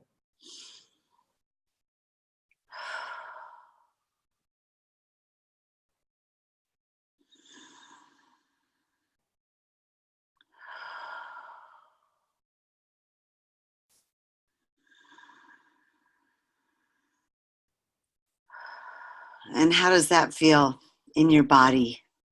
Good. Feels good. Yeah, it feels wonderful, dropping into our breath. And so what is alive for you right now? I've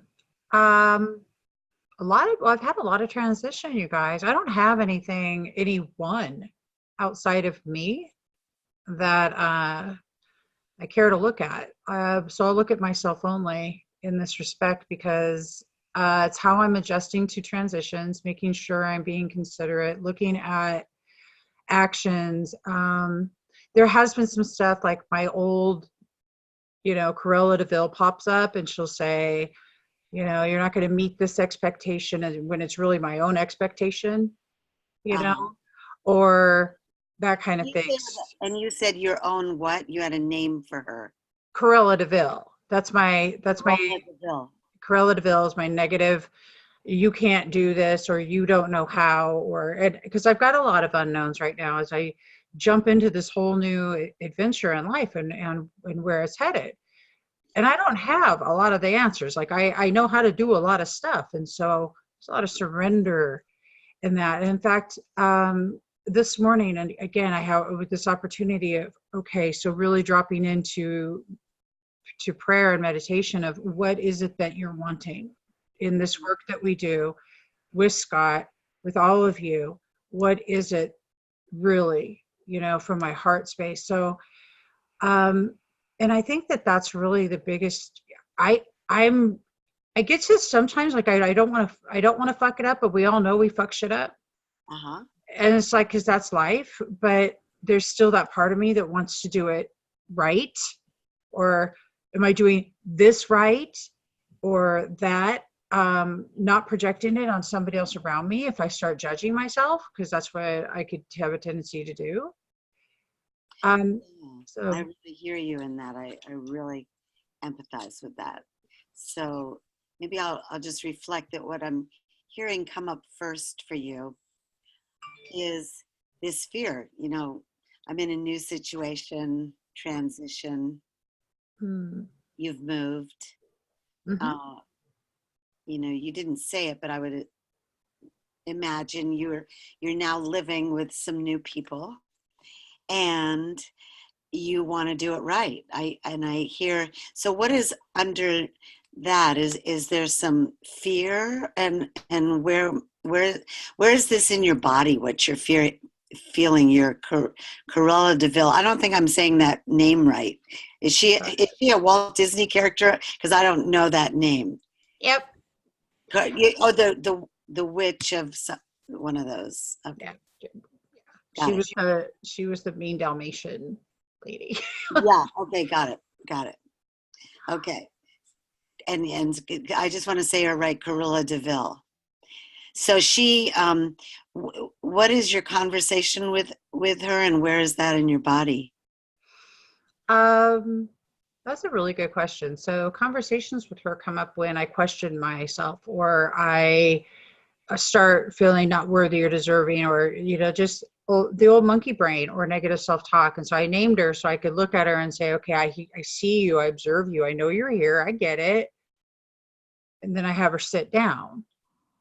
Usually she pops up, it's because of some victim mentality that's worked, some old story that's worked for me in the past. And so I have to look at what that old story is. So if there's a fear, because your question was that, it's going to be within the old story. What old story have I been telling myself, or am I telling myself in the current situation? Because I did move. I'm here at Scott's downstairs. It's fabulous.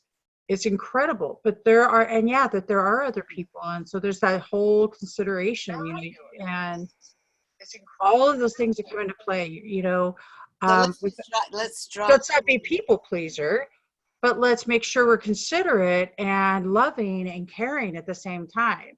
I just happen to be blessed with the king of freaking communication, who knows how to express his needs and his desires. Like, so there isn't the old just getting pissed off because this is happening kind of thing. So it's completely different. So in there, I don't have any, it's so beautiful, honestly. I'm just kind of really in a very happy space with everything. But back to the fear is the old story. So, and I can still come up with old story stuff just because I'm human. Yeah, I really hear you. I hear you. So would it be valuable for you to drop down into that, just to complete any part of that, or where sometimes, as we know, this old story can come in, even if it's not necessarily the truth or something, but the old story is coming up. You mentioned, I heard you say that it's coming up. Sure, it can come up. And what I love to do with the old stories, I look for my gratitude sparks in it. You guys, I look for what it is. So as I'm observing it, even if it does come up in me right now, I'm going to look at it and see it for what it is. Okay. But really appreciate it, because if it's up and in my face, it's because I need to see it. So,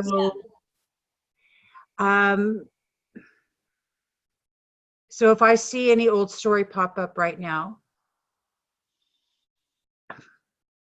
I can really be compassionate with myself and be so grateful that that I can see it. You're doing great. You're doing great. This isn't, I mean, it's We understand it's a veil yeah. of past pain. It's not necessarily, I mean, you're with the king of compassion and this wonderful Yeah. friend. So we all understand that. So this is a safe container. Okay. And this is for you to just do some inner work. I agree. And I think that it's also the opportunity to practice these tools that in real time, Yeah. which is another great gratitude moment and a half, because these tools have truly changed and shifted my perspectives in my life. The rainbow outside today, the rainbow that happened about 2 or 3 weeks ago, I just want to bring this up in my surrender. Because I started to.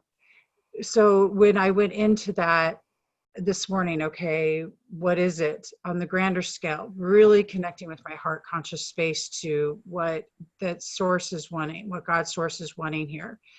And then to see this incredible rainbow again, and this just happened a couple weeks ago, so it was just this, I'm just sharing this because no matter how questioning I can get in my own brain, when I really drop down into my heart space, with just pure gratefulness, things like that happen as a reminder that, yeah, we are on track.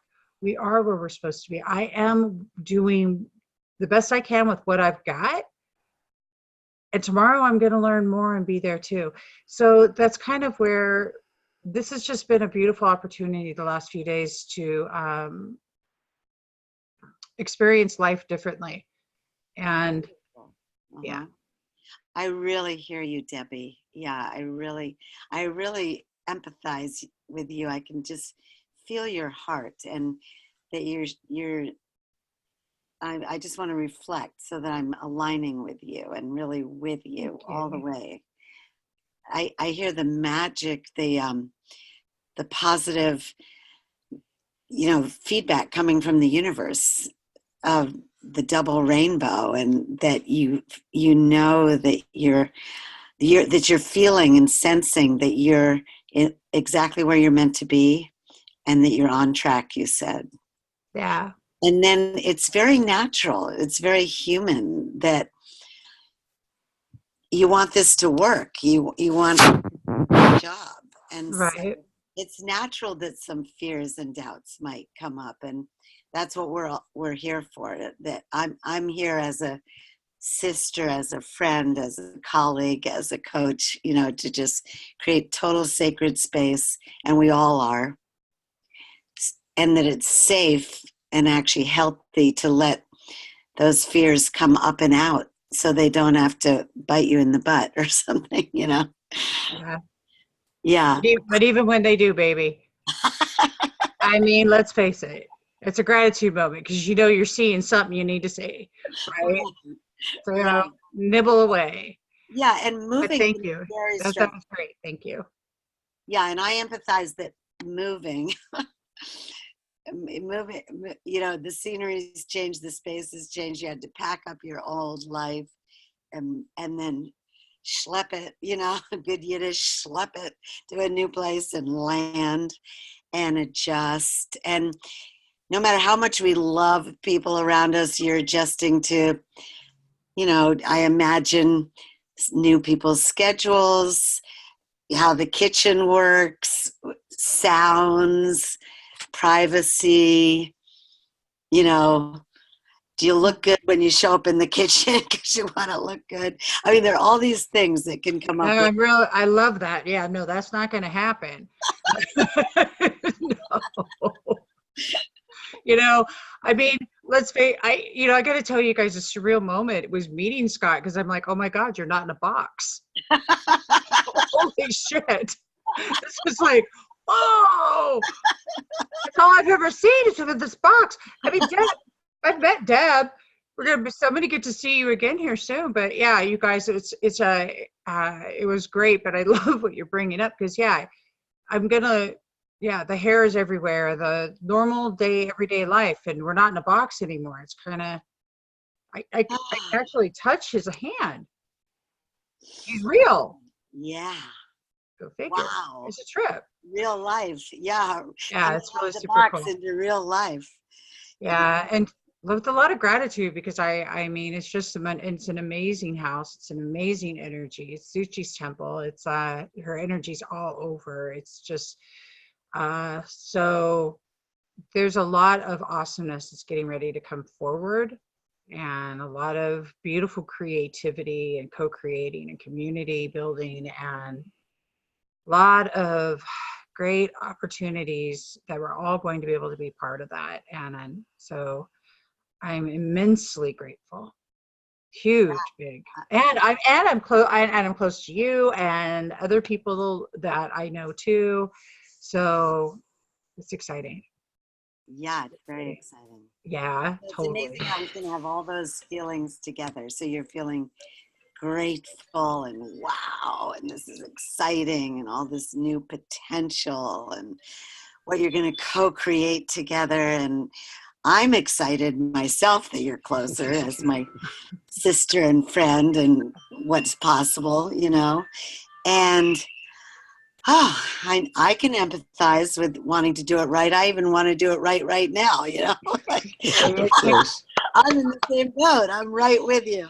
Yeah. My first time coaching in public here. I'm fine when I'm just with my clients, but in public on stage. Yeah. So I really understand you, honey, that you could have those feelings in a new house with Superman. Thank God I'm Superwoman, man. I tell you what, boom. It's like the meanings of the minds. But you know what I just tell you, totally. But Deb, you've done such an excellent job hearing me and seeing me. And I love how that you've done that. And I love that you can reflect to me things and see me and mirror to me things that maybe I wasn't quite seeing. So I love that because I was able to observe fear and put that word to it. False evidence appearing real, mind you. Yeah. But it can appear real for us. So rock star girl, thank you. It really can appear real. Yeah. Good job, both of you. Let's twinkle the Debs. Really good. And there's something that I'm really happy about that actually happened in this exchange was we get to see coaching doesn't always have to be helping somebody with a problem, right? Coaching can be empathizing with excitement, celebration. We saw Deborah really empathizing comfortable feelings, and as well as, so it doesn't always have to be we're just working with people with their uncomfortable stuff. It's also working with people celebrating or exploring, what's more comfortable. So good job with that, Deborah. And I'm glad it kind of went in that direction because that's an important thing. Coaching doesn't always have to be heavy. It doesn't always have to be, hard stuff. Yeah, thank you. Thank you. And so, yes, it is true that Debbie and her son and their 2 dogs moved in last Sunday. And it's going great. It's really good. It's the dogs are getting along fantastic. They're all kind of running around and playing with each other. Yay, dogs. Yeah. They're all pretty small dogs. So anyway. All right, you guys. Thank you, everybody, for sticking around. Looking forward to seeing you on Wednesday. And good work, everybody. God's blessings. The document is in the Facebook Messenger thread, and I look forward to seeing you on Wednesday. Can I say something real quick? Yeah. My partner just sent me this meme, or I don't know, but I think it's worth sharing. It's really beautiful, and it speaks to Scott's work, Marshall's work, and so much. True love is when 2 people make each other love themselves more. Woo. Love that. That is great. That is true love. That is true love. Can you post that in the Facebook feed? Sure. Thanks. Yeah, that'd be good. Good request, Mandy. All right, take care, everybody. Much love. Have a good weekend. Bye. Bye-bye.